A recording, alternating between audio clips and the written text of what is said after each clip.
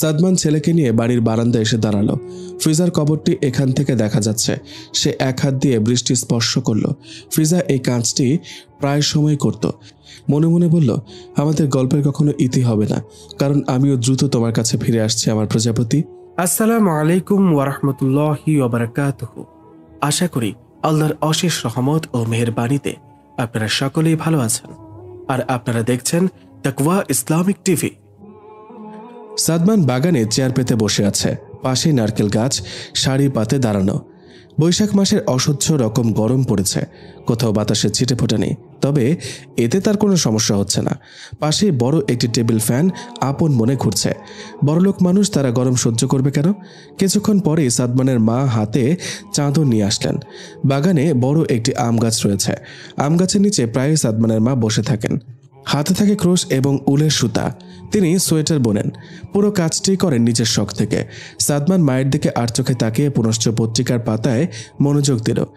রেহানা বেগম বসতে বসতে বললেন, তোমার বাবা আত্মীয় স্বজনদের দাওয়াত দিচ্ছে। তোমার বিয়েতে কোনো অনুষ্ঠান করা হয়নি। কোন দিন অনুষ্ঠান করলে ভালো হয় বলো তো? সবকিছু তো তোমরাই ঠিক করছো। মেয়েকে দেখারও সুযোগ পাইনি। মেয়ে কি করে, কোথায় থাকে এ সম্পর্কেও জানি না আমি। তাই আমাকে শুধু শুধু জিজ্ঞেস করছো কেন মা? এভাবে কেন বলছো? আমরা কি তোমার জন্য খারাপ কিছু চিন্তা করতে পারি? তাছাড়া ফিজা খুব চমৎকার একজন মেয়ে। 2 দিন হলো বিয়ে হলো তোমাদের। আর কিছুদিন যাক, নিজেই বুঝতে পারবে, দেখে নিও। সাবধানে ক্রুশ ধরো মা, তোমার হাতে লাগবে। তুমি কি এখনো সাদিয়ার জন্য অপেক্ষা করছো? মিথ্যে বলবো না তোমাকে, আমি আসলেই সাদিয়াকে খুব বেশি ভালোবাসি। সাদমান, তুমি শিক্ষিত, ভদ্র একজন ছেলে। সবাই তোমাকে এজন্য খুব পছন্দ করে। বাংলাদেশের মানুষরা তোমার ভালো কাজের জন্য তাদের মনে তোমাকে জায়গা দিয়েছে। শুধু একটা কথাই বলবো, কখনো এমন কিছু করো না যাতে তোমার বাবার এবং আমাদের পরিবারের সম্মান নষ্ট হয়। সাদমান নিরুত্তর, চোখে থাকা চশমা খুলে পরিষ্কার করছে। রেহানা বেগম আবারও বললেন, ফিজার মতো স্ত্রী পাওয়া ভাগ্যের ব্যাপার। মেয়েটা গুণবতী, রূপবতী, সেই সাথে দিনদার, একজন কোরআনের হাফেজা। তাই সময় থাকতেই নিজেকে সূত্রে নাও বাবা। সাদমান এতক্ষণে চশমা পরে ফেলেছে। ললাটে বিরক্তির ভাঁজ। পত্রিকা ভাঁজ করে মায়ের উদ্দেশ্যে বলল, আমি সাদিয়াকে কথা দিয়েছিলাম মা, আমি শুধু তাকেই বিয়ে করব। আমি বুঝতে পারছি তোমাকে বাবা, তবে সবসময় মনে রাখবে, ভাগ্য আমাদের সৃষ্টির পূর্বেই আল্লাহ তাআলা লিখে ফেলেছেন। আমাদের উচিত বিনয়ের সহিত আল্লাহর সিদ্ধান্ত মেনে নেওয়া। সাদমান কথা বাড়ালো না। পকেট থেকে ফোন বের করলো। মেসেজ এসেছে, হয়তো সাদিয়া মেসেজ করেছে। রেহানা বেগম সোয়েটার বুনছেন। সাদমান টেবিল ফ্যান মায়ের দিকে ঘুরিয়ে দিল। তবে এই মুহূর্তে ফ্যানের প্রয়োজন ছিল না। আচানক গাছের পাতা নড়ে উঠল। শুকনো পাতা আনন্দের সহিত নিচে পড়ছে। জমিনে থাকা ঘাস হেলে দুলে বাতাস আগমনের খবর দিচ্ছে। বাগানের বাঁ পাশে হরেক জাতের ফুল মিষ্টি মুখে সাদমানের দিকে তাকিয়ে আছে। তবে এসব উপেক্ষা করে সাদমানের দৃষ্টি পড়ল একজন মেয়ের দিকে। সে ফোন বন্ধ করে হাঁটুর উপরে রেখে দিল। মেয়েটি হাতে ট্রে নিয়ে রেহানা বেগমের দিকে এগিয়ে আসছে। অবশ্য রেহানা বেগম এসবে অন্যমনস্ক। সাদমান কিছুক্ষণের জন্য মেয়েটিতে হারিয়ে গেল। মেয়েটি লজ্জা মিশ্রিত অবয়বে সাদমানের দৃষ্টিতে আটকে পড়ল। সাদমান দৃষ্টি হটাচ্ছে না। মেয়েটি নিজে থেকে স্বীয় দৃষ্টি সরিয়ে নিল। পরনে তার গোলাপি রঙের শাড়ি। শাড়ির আঁচল বাতাসে দুলছে। মাথায় গোলাপি রঙের ওড়না। গাত্রবর্ণ হলুদ ফর্সা, যেন দুধে আলতা গায়ের রং। কালো কেশ কটিদেশ ছাড়িয়েছে। চোখে অসম্ভব মায়া। পাপড়ি মেলে কারো দিকে দৃষ্টি দিলেই যেন সে কুপকাত হতে প্রস্তুত, যেমনটি সাদমানের সাথে হচ্ছে। সাদমান একটিবারের জন্য তার দৃষ্টি হটাতে পারল না। মেয়েটি পুনশ্চ সাদমানের দিকে তাকালো। এবারে তাকানোর গভীরতা ছিল অত্যাধিক। 30 বছরের সুদর্শন যুবক সাদমান যেন সেই গভীরতাতে ডুবে যাচ্ছে। বাতাসের তীব্রতায় তার মাথা থেকে ওড়না সরে গিয়েছে। কিছু চুল ললাটে এসে পড়েছে। মেয়েটি এক হাত দিয়ে ট্রে শক্ত করে ধরে এলোমেলো চুলগুলোকে সরিয়ে নিল। রেহানা বেগমের আওয়াজে দুজনই নিজেদের প্রস্তুত করে নিল। এসেছো তুমি? ভালো করেছো মা, বসো এখানে। আচ্ছা, বসার আগে একটা কাজ করো। আমার খুব পানি তেষ্টা পেয়েছে। বাগানের দক্ষিণ দিকে কল আছে, সেখান থেকে আমার জন্য পানি নিয়ে এসো। মেয়েটি মুচকি এসে একদিকে মাথা নাড়ালো। চাদরের পাশে থাকা ছোট্ট বোতল হাতে নিয়ে উঠে পড়ল। রেহানা বেগম বিরক্তি গলায় বললেন, একটু আগেও তো কি সুন্দর বাতাস বইছিল, এখন আবার কি হলো? যে গরম পড়েছে ইদানিং। সাদমান গম্ভীর গলায় বলল, আমাদের তো কোনো সমস্যা নেই মা, এসি আছে। কারেন্ট চলে গেলে জেনারেটরের ব্যবস্থা আছে। যাদের এত সুযোগ সুবিধা নেই তারা সত্যিকার কষ্টের মর্ম বুঝে। ঠিক বলেছ তুমি। তুমি কয়েকটা দরিদ্র পরিবারের বাসস্থান ঠিক করে দিবে বলে সিদ্ধান্ত নিয়েছিলে। কাজ কত দূর তোমার? এখনো অনেক কাজ বাকি। ওই দিন দেখলাম সাংবাদিকরা নিউজ করছে, বড় করে হেডলাইন দিয়েছে, বাংলাদেশের স্বনামধন্য ব্যবসায়ী, মানবতার ফেরিওয়ালা, সাবেক এমপি সাকিব সাহেবের পুত্র জনাব সাদমান সানিম 100 জন পরিবারের বাসস্থান ঠিক করে দেওয়ার দায়িত্ব নিয়েছেন। কত মানুষ যে তোমার প্রশংসা করছিল, গর্বে আমার হৃদয় প্রশান্ত হয়ে গেল। সাংবাদিকরা একটু বাড়িয়েই বলে, মা, একটা কথা জিজ্ঞেস করি? হ্যাঁ করো। মেয়েটাকে? কোন মেয়েটা? এই যে চা নিয়ে আসলো। রেহানা বেগম হাতে থাকা সোয়েটারটি সাদমানের দিকে ছুঁড়ে দিয়ে বিস্ময় গলায় বললেন, তুমি তোমার বউকে চিনতে পারছো না? তার মানে এই 2 দিন দুজন কোনো কথা বলনি। কষ্ট দিলে তুমি আমাকে। মেয়েটা এতিম, এমন করো না মেয়েটার সাথে। তোমার ভালো ভালো কাজের জন্য প্রত্যেকে তোমাকে পছন্দ করে। তাছাড়া তুমি সত্যি একজন ভালো মানুষ। তবে একজন পুরুষ তখনই সম্পূর্ণ ভালোর সার্টিফিকেট অর্জন করতে পারে যখন সে তার স্ত্রীর কাছে ভালো। মা, রেগে যেও না। তুমি শিওর এই মেয়েটি ফিজা? আমার মাথা গরম করো না সাদমান। ঠিক আছে, সরি, এবার থামো। উনি এদিকে আসছে। ফিজা এবার আর সাদমানের দিকে তাকালো না। সাদমানও অনুশোচনায় দৃষ্টি নত করে রাখলো। রেহানা বেগম মুচকে এসে ফিজাকে বললেন, তোমার স্বামীকে চা দাও। ফিজা একটি চায়ের কাপ সাদমানের দিকে এগিয়ে দিল। আবারও পৃথিবীতে বাতাসের আগমন ঘটল, যেন বাতাস তাদের রোমাঞ্চকর মুহূর্ত উপভোগ করছে। সাদমান কিছুক্ষণ কাপের দিকে তাকিয়ে রইল। ফিজা তার হাত আরও এগিয়ে দিল। সাদমানের হৃৎপিণ্ড কেঁপে উঠল। ইতিপূর্বে এমন হয়েছে কিনা তার মনে নেই। সে কাঁপা কাঁপা হাতে চায়ের কাপ স্পর্শ করল। ফিজা স্নিগ্ধ স্বরে বলল, সাবধানে ধরুন, আর নয়তো পড়ে যেতে পারে। সাদমান অস্ফুট স্বরে বলল, বাতাসের বদলতে খুব কাছ থেকে বউয়ের কৃষ্ণ কেশের ঘ্রাণ পাচ্ছে সে।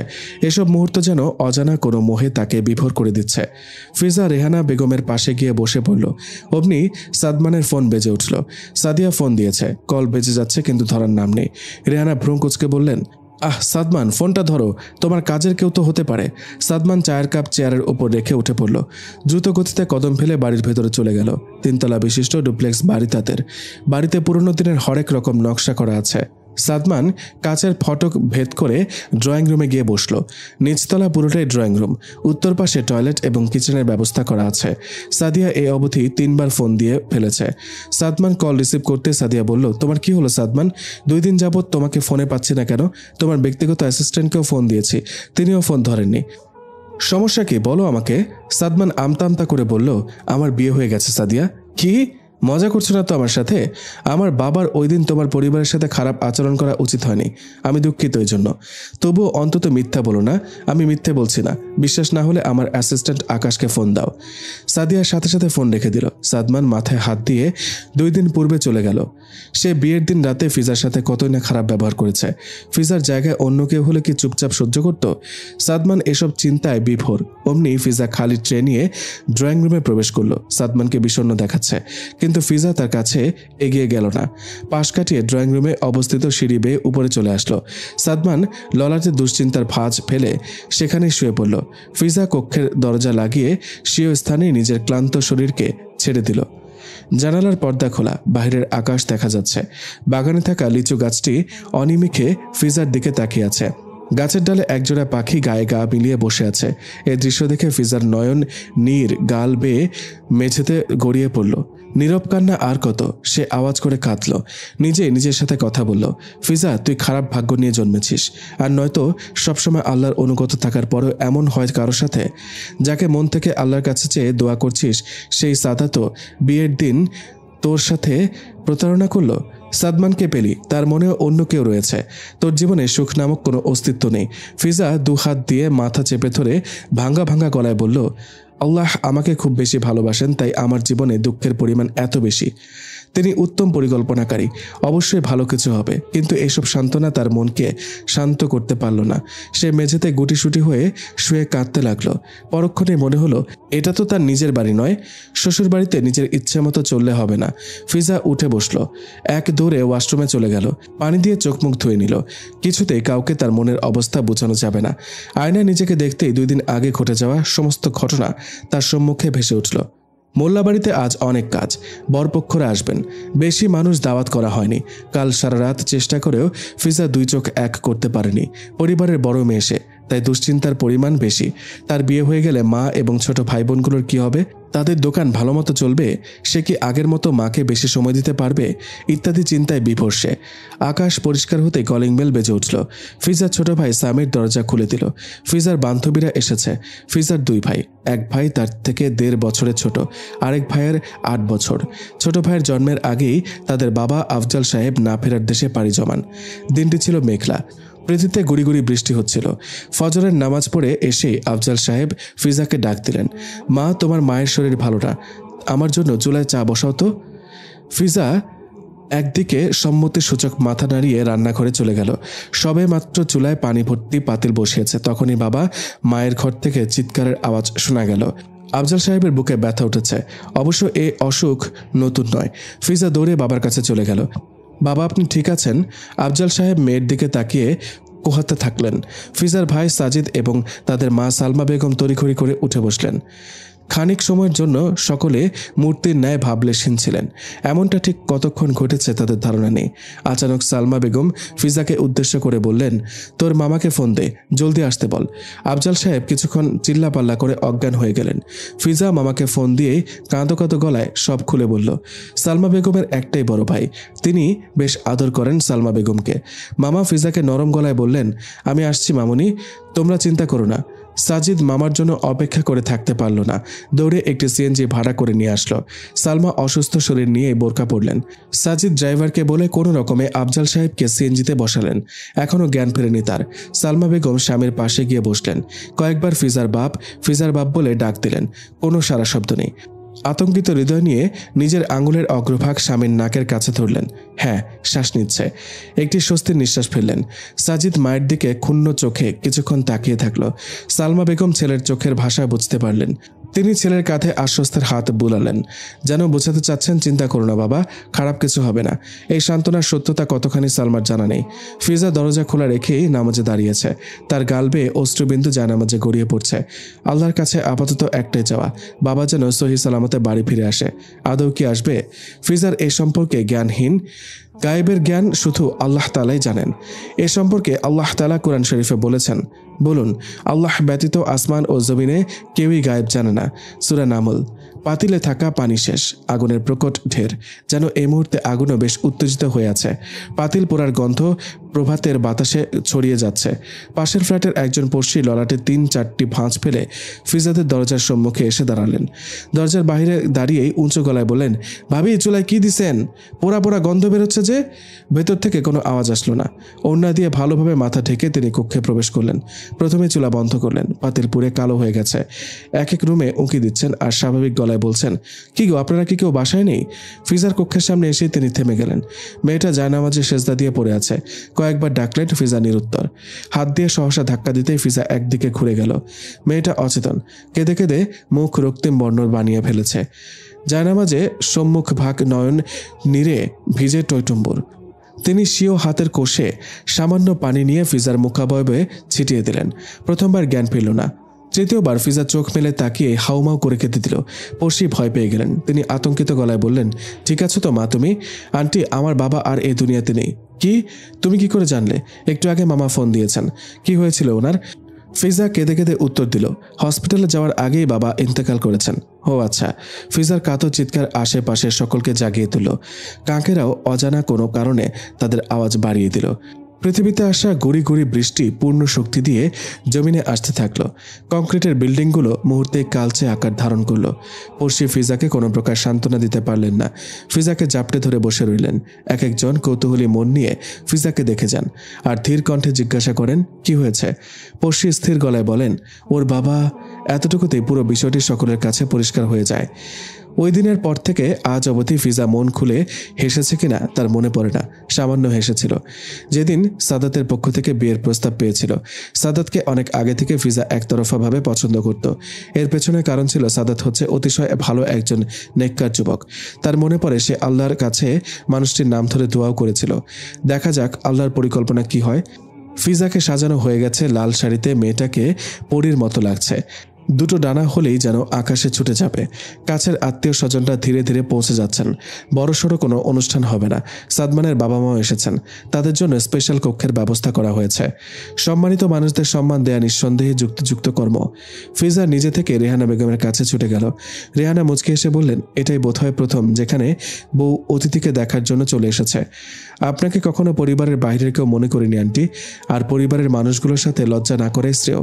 অবশ্যই মা, আমিও তোমাকে তোমাকে আমার মেয়ের মতো চিন্তা করি। তোমাকে আজ খুব সুন্দর লাগছে। ফিজা কিছু বলল না, মুচকে এসে দৃষ্টি নত করে ফেলল। রেহানা বেগম চলে গেলেন 1 বছর আগের স্মৃতিতে। ফিজাকে তিনি প্রথম দেখেছিলেন তার বান্ধবীর এক শিক্ষা প্রতিষ্ঠানে। মেয়েটা একজন শিক্ষিকার কপাল ম্যাসাজ করে দিচ্ছিল। তিনি খুব বিস্ময়ে মেয়েটার দিকে তাকিয়েছিলেন। এখনকার ছাত্রছাত্রীদের কাছ থেকে টিচারের প্রতি এতটা বিনয়ী হওয়া খুব কম দেখা যায়। রেহানা বেগমের বান্ধবী তার পেছনে দাঁড়িয়ে বললেন, ওই সুন্দরী মেয়েটাকে দেখেছিস নাকি? হ্যাঁ, কি করে বুঝলি? মেয়েটা খুবই ভালো ও ব্রিলিয়ান্ট। আমাদের বিদ্যালয়ের তার বেশ সুনাম রয়েছে। আমার ইচ্ছে আছে তাকে লেখাপড়ার জন্য বিদেশে পাঠাবো। নাম কি রে? ফিজা। বাবা কি করে? নেই। তবে মেয়েটার একটা সমস্যা আছে। কি সমস্যা? সে সবসময় গম্ভীর হয়ে থাকে। হতে পারে হৃদয়ে কোনো ক্ষত আছে, হয়তো। তবে কখনো নিজের সম্পর্কে কিছু বলে না। আচ্ছা, যাই হোক, আমি একটা দরকারে তোর কাছে এসেছি, বলে ফেল। আরমান সাহেবকে তো চিনিস? 5টা ফ্যাক্টরির মালিক যে। ওনার ছোট মেয়ে সাদিয়ার ব্যাপারে আমাকে জানাতে হবে। মেয়েটা তেমন একটা সুবিধার না, আমার ছেলের বন্ধুর কাজিন। যাই হোক, তবুও তুই ভালোভাবে খোঁজ নে। আচ্ছা। ওই দিনের পর পুনশ্চ ফিজার সাথে রেহানা বেগমের দেখা হয়েছিল নিজের বৃদ্ধাশ্রমে। ফিজা কয়েকজন মুরব্বীকে গোসল করিয়ে দিচ্ছে। রেহানা বেগম কিছুক্ষণ ফিজার দিকে এক দৃষ্টিতে তাকিয়েছিলেন। একজন কর্মচারী রেহানা বেগমকে এভাবে তাকিয়ে থাকতে দেখে কাছে আসলেন এবং বিনয়ের স্বরে বললেন, ম্যাম, কোনো সমস্যা হয়েছে? মেয়েটা কবে থেকে এখানে কাজ করছে এবং কেই বা তাকে কাজে রাখলো? তিনি এখানে কাজ করেন না, তিনি একজন ডাক্তার। অবশ্য পড়ালেখা এখনও শেষ করেননি। মাঝে মাঝে এখানে এসে সবার সাথে সময় কাটান। কখনো কারো অসুখ হলে নিজ হাতে সেবা করেন। মেয়েটা খুব ভালো মনের মানুষ। মেয়েটার কাজ শেষ হলে ডেকে আনো। জি। ফিজা সেদিন শঙ্কিত চিত্তে রেহানা বেগমের সামনে দাঁড়িয়েছিল। এর আগে কখনো বৃদ্ধাশ্রমের মালিককে সরাসরি দেখেনি সে। রেহানা বেগম ফিজার শঙ্কিত হওয়ার কারণ বুঝতে পারলেন। তিনি মুচকে এসে বললেন, আমার পাশে বসো। ফিজা বাধ্য মেয়ের মতো বসে পড়ল। সকালে খেয়েছ? জি। আপনি? হ্যাঁ। এখানে কি প্রায় সময় আসো? জি। কেন আসো? পৃথিবীর প্রতিটি বিষণ্ণ মানুষগুলোর সামান্য সান্ত্বনার কারণ হয়ে বাঁচতে চাই আমি। খুবই সুন্দর চিন্তা তোমার। আমাকে চেনো? একজন ভালো মানুষ, একজন ভালো মা, একজন ভালো স্ত্রী আপনি। আমার মনে হয় না ততটাও ভালো আমি। আপনার সন্তানকে দেখলেই বোঝা যায়। সাদমানকে চেনো তুমি? ওনাকে বাংলাদেশের কেই বা না চেনে? আচ্ছা আচ্ছা, দোয়া করো আমার ছেলের জন্য। অবশ্যই আন্টি। তোমার বাড়িতে কে কে আছে? আমি, মা আর 2 ভাই। সংসার কে চালায়? বাবা জীবিত থাকাকালীন সময়ে চুলার বিজনেস করতেন। তার মৃত্যুর পর আমি আর ভাই মিলে পুনরায় এই কাজটাই শুরু করি। বাবার জমানো কিছু টাকা ছিল এবং আমাদের ভাগ্যও খুব সুপ্রসন্ন ছিল, আলহামদুলিল্লাহ। তাই সফলতা আসতে বেশি দেরি হয়নি। আপাতত ভাই দোকানের কাজে নিয়োজিত আছে। এভাবেই সংসার চলে যায়। মাশাআল্লাহ, শুনে ভালো লাগলো। সবসময় বোরকা পরে থাকো, তোমার অস্বস্তি লাগে না? অভ্যস্ত হয়ে গিয়েছি, তাই খারাপ লাগে না। তাছাড়া আমাকে এই পৃথিবীতে সবথেকে বেশি যিনি ভালোবাসেন তিনি হলেন আল্লাহ। তার জন্য এইটুকু কষ্ট কিছুই না। মাশাআল্লাহ, তোমার চিন্তাভাবনা সুন্দর। ওই দিনের পর থেকে ফিজা এবং রেহানা বেগমের মধ্যে ভালো একটি সম্পর্ক তৈরি হয়। তিনি কয়েকবার ফিজার মায়ের কাছে সাদমানের জন্য ফিজার ব্যাপারে বিয়ের প্রস্তাব পাঠানোর চিন্তা করেন, কিন্তু সাদিয়ার জন্য পাঠাতে পারেননি। তবে রেহানা বেগম বেশ খুশি, মেয়েটার ভালো জায়গায় বিয়ে হচ্ছে। আজ মেয়েটাকে খুব প্রাণবন্ত দেখাচ্ছে। রেহানা বেগম খানিকক্ষণ ফিজার দিকে তাকিয়ে থাকলেন। কিছুক্ষণ পর ফিজার মা হাতে ফোন নিয়ে কক্ষে প্রবেশ করলেন। তাকে খুব বিষণ্ণ দেখাচ্ছে। ফিজা মাকে দেখে দাঁড়িয়ে গেল। সালমা বেগম মেয়েকে নির্ঝঞ্ঝাট স্থানে নিয়ে গেল। কি হয়েছে মা? সাদাতদের বাড়িতে সমস্যা হয়েছে, সে তোমার সাথে কথা বলতে চায়। দেখি আমাকে ফোন দাও। ফিজা কর্নে ফোন তুলে নিতে সাদাত বলল, ফিজা, আমার ফুপুরা বিয়েতে ঝামেলা করছে।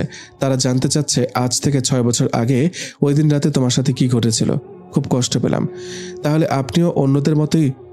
কল্পনাও করিনি আপনি আমাকে এই প্রশ্নটি করবেন। আমাকে ভুল বুঝো না তুমি। আমার আত্মীয় স্বজন কিভাবে যেন বিষয়টি জেনে গিয়েছে, তারাই এখন ঝামেলা করছে। আমাকে বাড়ি থেকে বের হওয়ার সুযোগ দিচ্ছে না। ফিজা কান থেকে ফোন নিচে ফেলে দিল। সালমা বেগমের কাছে এখন সব পরিষ্কার। তিনি ফোন তুলে বললেন, তার মানে তোমার উদ্দেশ্য ছিল আমার মেয়েকে কষ্ট দেওয়া, এই জন্যই বিয়ের প্রস্তাব পাঠিয়েছ? আন্টি, আমাকে ভুল বুঝবেন না। আর কোনো কথা বলবে না। আমি তোমার সাথে আমার মেয়েকে বিয়ে দেব না। দরকার হয় সারা জীবন নিজের কাছেই রেখে দিব। তবুও তোমাদের মতো পুরুষের হাতে কখনোই তাকে তুলে দিব না। সালমা বেগম ফোন রেখে দিলেন। বিয়ে ভাঙার খবর সব জায়গায় ছড়িয়ে পড়ল। মুহূর্তে শুরু হয়ে গেল সমালোচনা। এই মুহূর্তে মেয়েটার কতটা কষ্ট হচ্ছে সে সম্পর্কে কারো ধারণা নেই। এরাই হচ্ছে মানুষরূপে লুকিয়ে থাকা কুৎসিত জীব। রেহানা বেগম সবটা বুঝতে পারলেন। তিনি দ্রুত সাদমানকে ফোন দিলেন। সালমা বেগম মেয়ের অতীত বলতে চাইলেন। রেহানা মনুষ্যত্বের পরিচয় দিয়ে বললেন, আমি সব জানি। আপনার মেয়ের বান্ধবী আগেই আমাকে সব জানিয়েছে। তবে কখনো আপনাদেরকে প্রশ্ন করিনি, কারণ আমি জানি আপনারা এই প্রশ্নে আহত হন। আর এটাই আমাদের প্রিয় নবী হজরত মুহাম্মদ সাল্লাল্লাহু আলাইহি ওয়াসাল্লামের শিক্ষা। তিনি কখনো কারো কষ্টের কারণ হননি। সাদমান আসলো, মায়ের কথা রক্ষার্থে বিয়েও করলো, তবে সে এই বিয়ের জন্য মোটেও প্রস্তুত ছিল না। তাই বিয়ের দিন রাতে সাদমান কর্কশ স্বরে বলল, আমি সাদিয়া নামের একজনকে ভালোবাসি, মায়ের জন্য শুধু আপনাকে বিয়ে করছি। আশা করব পরিস্থিতি স্বাভাবিক হলেই আপনি নিজে থেকে চলে যাবেন। এইটুকু ছিল তাদের প্রথম আলাপন। তবে সেদিন ফিজার চক্ষু ছিল নির্শূন্য। ভিতরের ক্ষতের গভীরতা যদি অধিক হয় তখন ধীরে ধীরে পানির শূন্যতা বৃদ্ধি পায়। ক্ষতগুলো তখন রক্তে টইটুম্বুর হতে থাকে, যেন সামান্য বুক চিরলেই রক্তবন্যা বইতে শুরু করবে। সাদমান ড্রয়িং রুমেই ঘুমিয়ে পড়েছে। সাকিব সাহেব সবেমাত্র বাড়িতে এসেছেন।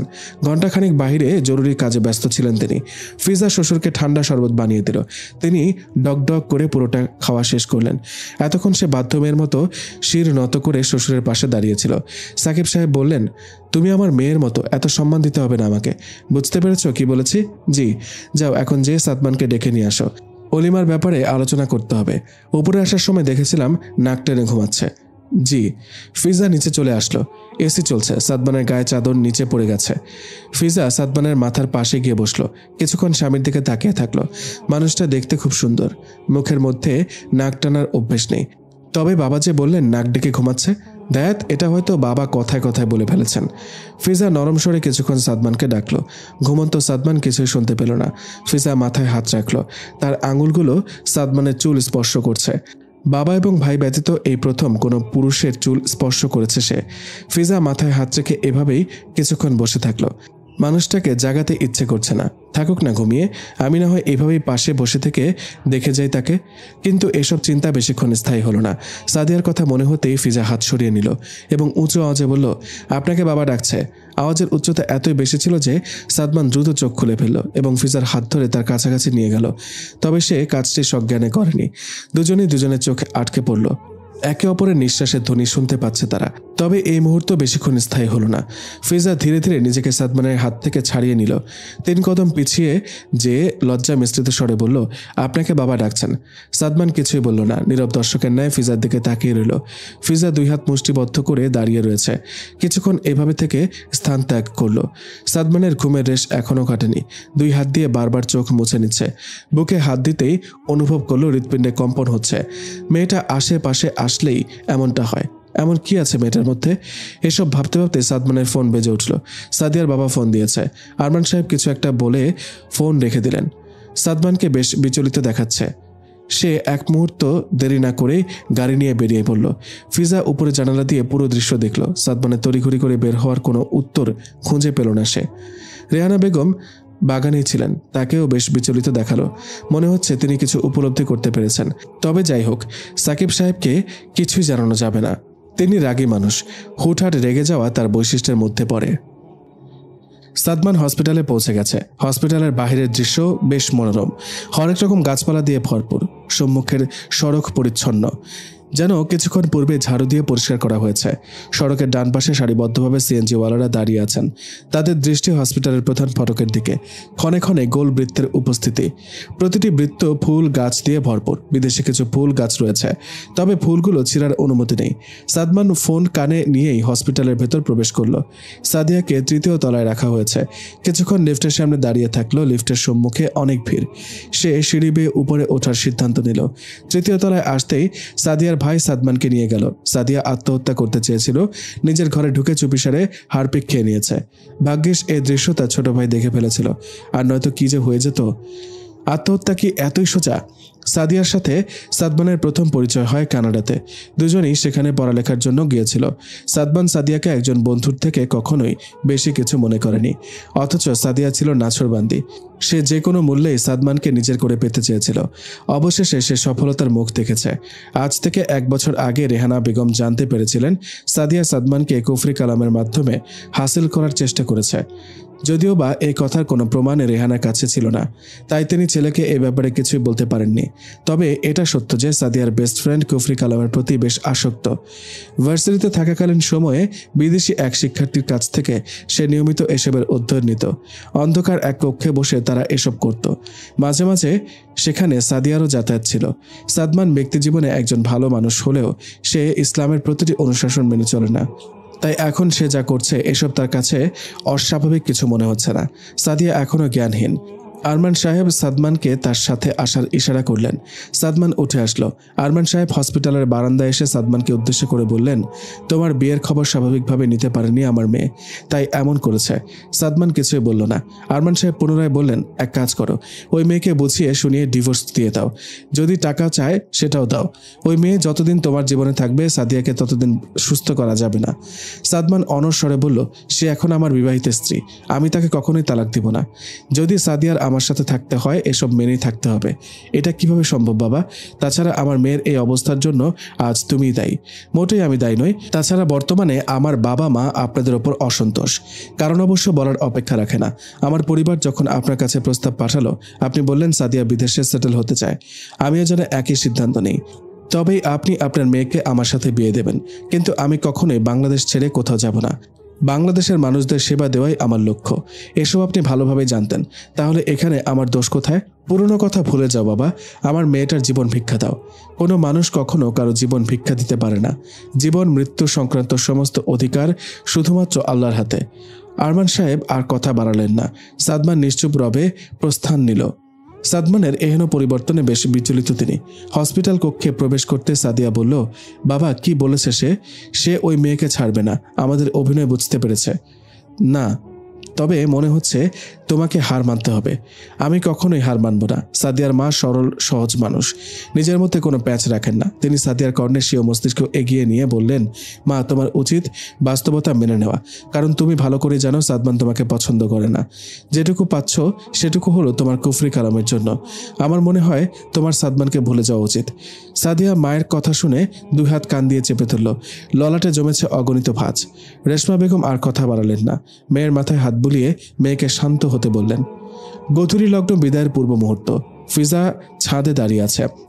পক্ষীকুলেরা স্বীয় গন্তব্যে ফিরে যাচ্ছে। গগনে দুটো ঘুড়ি দেখা যাচ্ছে, যেন তারা প্রতিযোগিতায় নেমেছে কে কতটা উপরে উঠতে পারে। শুভ্র মেঘের রং গোধূলির রঙের সাথে ভাব মিলিয়েছে। উত্তরের দিকে এক বিশাল মাঠ, বাচ্চারা সেথায় খেলায় মগ্ন। ফিজা ছাদের এক কোণে দাঁড়িয়ে পুরো আকাশ উপভোগ করার বৃথা চেষ্টা চালাচ্ছে। এতে তেমন লাভ হচ্ছে না, কারণ তার মন বিষণ্ণ থাকাটাই খুব স্বাভাবিক। সাদমান এখনও বাড়ি ফিরেনি। ফিজা ফোনের স্ক্রিনে তাকাতে লক্ষ্য করলো তার বান্ধবী মিসড কল দিয়েছে। সে কল ব্যাক করলো। অপর পাশ থেকে তার বান্ধবী বলে উঠল, আসসালামু আলাইকুম, কেমন আছিস? ওয়ালাইকুম আসসালাম, আলহামদুলিল্লাহ ভালো, তুই? আলহামদুলিল্লাহ, তোর বর তো অনেক বড় লোক, তাই মিসড কল দিলাম। তুই কবেই বা কল দিস? এতদিন পর ফোন দিলাম আর অপমান করা শুরু করলি, তাই তো? অপমান কই করলাম, সত্যি তো বললাম। আচ্ছা যাই হোক, সাদমান সানিম তোর বর, এটা যেন আমার বিশ্বাসই হচ্ছে না। কত মেয়ে ওনার জন্য পাগল জানিস? তুই খুব লাকি। ফিজা মলিন স্বরে বলল, আসলেই খুব লাকি আমি। এভাবে কথা বলছিস কেন? কিছু কি হয়েছে? না, কি হবে? তোর বর কোথায়? জানি না। আজীব, বর কোথায় সেটাও জানিস না? আর আমার বর তো আমাকে না বলে কোথাও বেরই হয় না। সবাই তো আর তোর মতো ভাগ্য নিয়ে জন্মায়নি, তাই না? অপর পাশে থাকা রিফা এবার আর তার চাঞ্চল্য ধরে রাখলো না। রিফা খুব হাসি খুশি একজন মেয়ে। অন্যকে হাসানোই যেন তার অন্যতম বৈশিষ্ট্য। রিফা স্থির গলায় বলল, সবসময় আমাকে তোর কষ্টগুলো শেয়ার করতে, এতে নাকি তোর হৃদয়ের ভারী বোঝা নেমে যায়। সত্যি করে বলতো কি হয়েছে তোর? ফিজা তার চোখের পানি আটকে রাখতে পারল না। অবিলম্বে দু চোখে পানি ভর্তি হলো।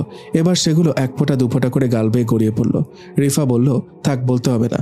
বুঝতে পেরেছি তোদের সম্পর্ক ভালো না। যেভাবে তোদের বিয়ে হয়েছে স্বাভাবিকভাবেই সাদমানের এ সম্পর্ক মেনে নিতে সময় লাগবে। তবে তুই চুপ করে বসে থাকিস না। যে কাজগুলো সাদমানকে আকর্ষিত করে সেই কাজগুলো বেশি বেশি করবি। বুঝতে পেরেছিস? ফিজা নিরুত্তর। আল্লাহ তার পছন্দনীয় বান্দাকে বারবার পরীক্ষায় ফেলেন। মনে করো এটাও একটা পরীক্ষা তোর জন্য। তুই ধীরে ধীরে সাদমানের মন জয় করার চেষ্টা কর, দেখবি একসময় সব ঠিক হয়ে যাবে। আল্লাহ কি আমাকে ভালোবাসেন রিফা? এটা কেমন প্রশ্ন? তিনি অবশ্যই তোকে অনেক ভালোবাসেন। তোর পরিস্থিতি চিন্তা কর। এত বিপদের পরেও তুই আল্লাহ বিমুখ হোসনি, এটাই তো প্রমাণ করে তার ভালোবাসার ব্যাপারে। আমাদের নবীদেরও বিপদ ছিল, তার মানে কি আল্লাহ তাদের ভালোবাসতেন না? তিনি তাদের বেশি ভালোবাসতেন, তাই পরীক্ষাও বেশি নিয়েছেন।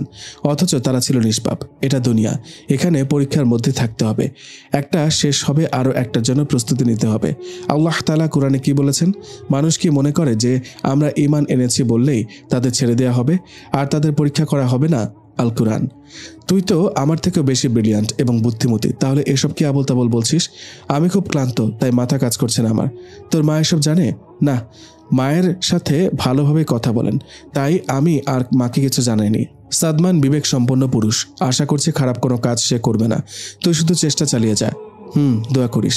তোর বিয়েতে আসার চেষ্টা করেছিলাম, কিন্তু একটা গুরুত্বপূর্ণ কাজ পড়ে গিয়েছিল, তাই আসতে পারিনি। ফিজার দৃষ্টি নিচের দিকে। সাদমানের গাড়ি বাড়ির আঙিনায় প্রবেশ করছে। 4 জন কর্মচারী ব্যতীত বাসায় কেউ নেই। রেহানা এবং সাকিব সাহেব দরকারি কাজে এক আত্মীয়ের বাড়িতে গিয়েছেন।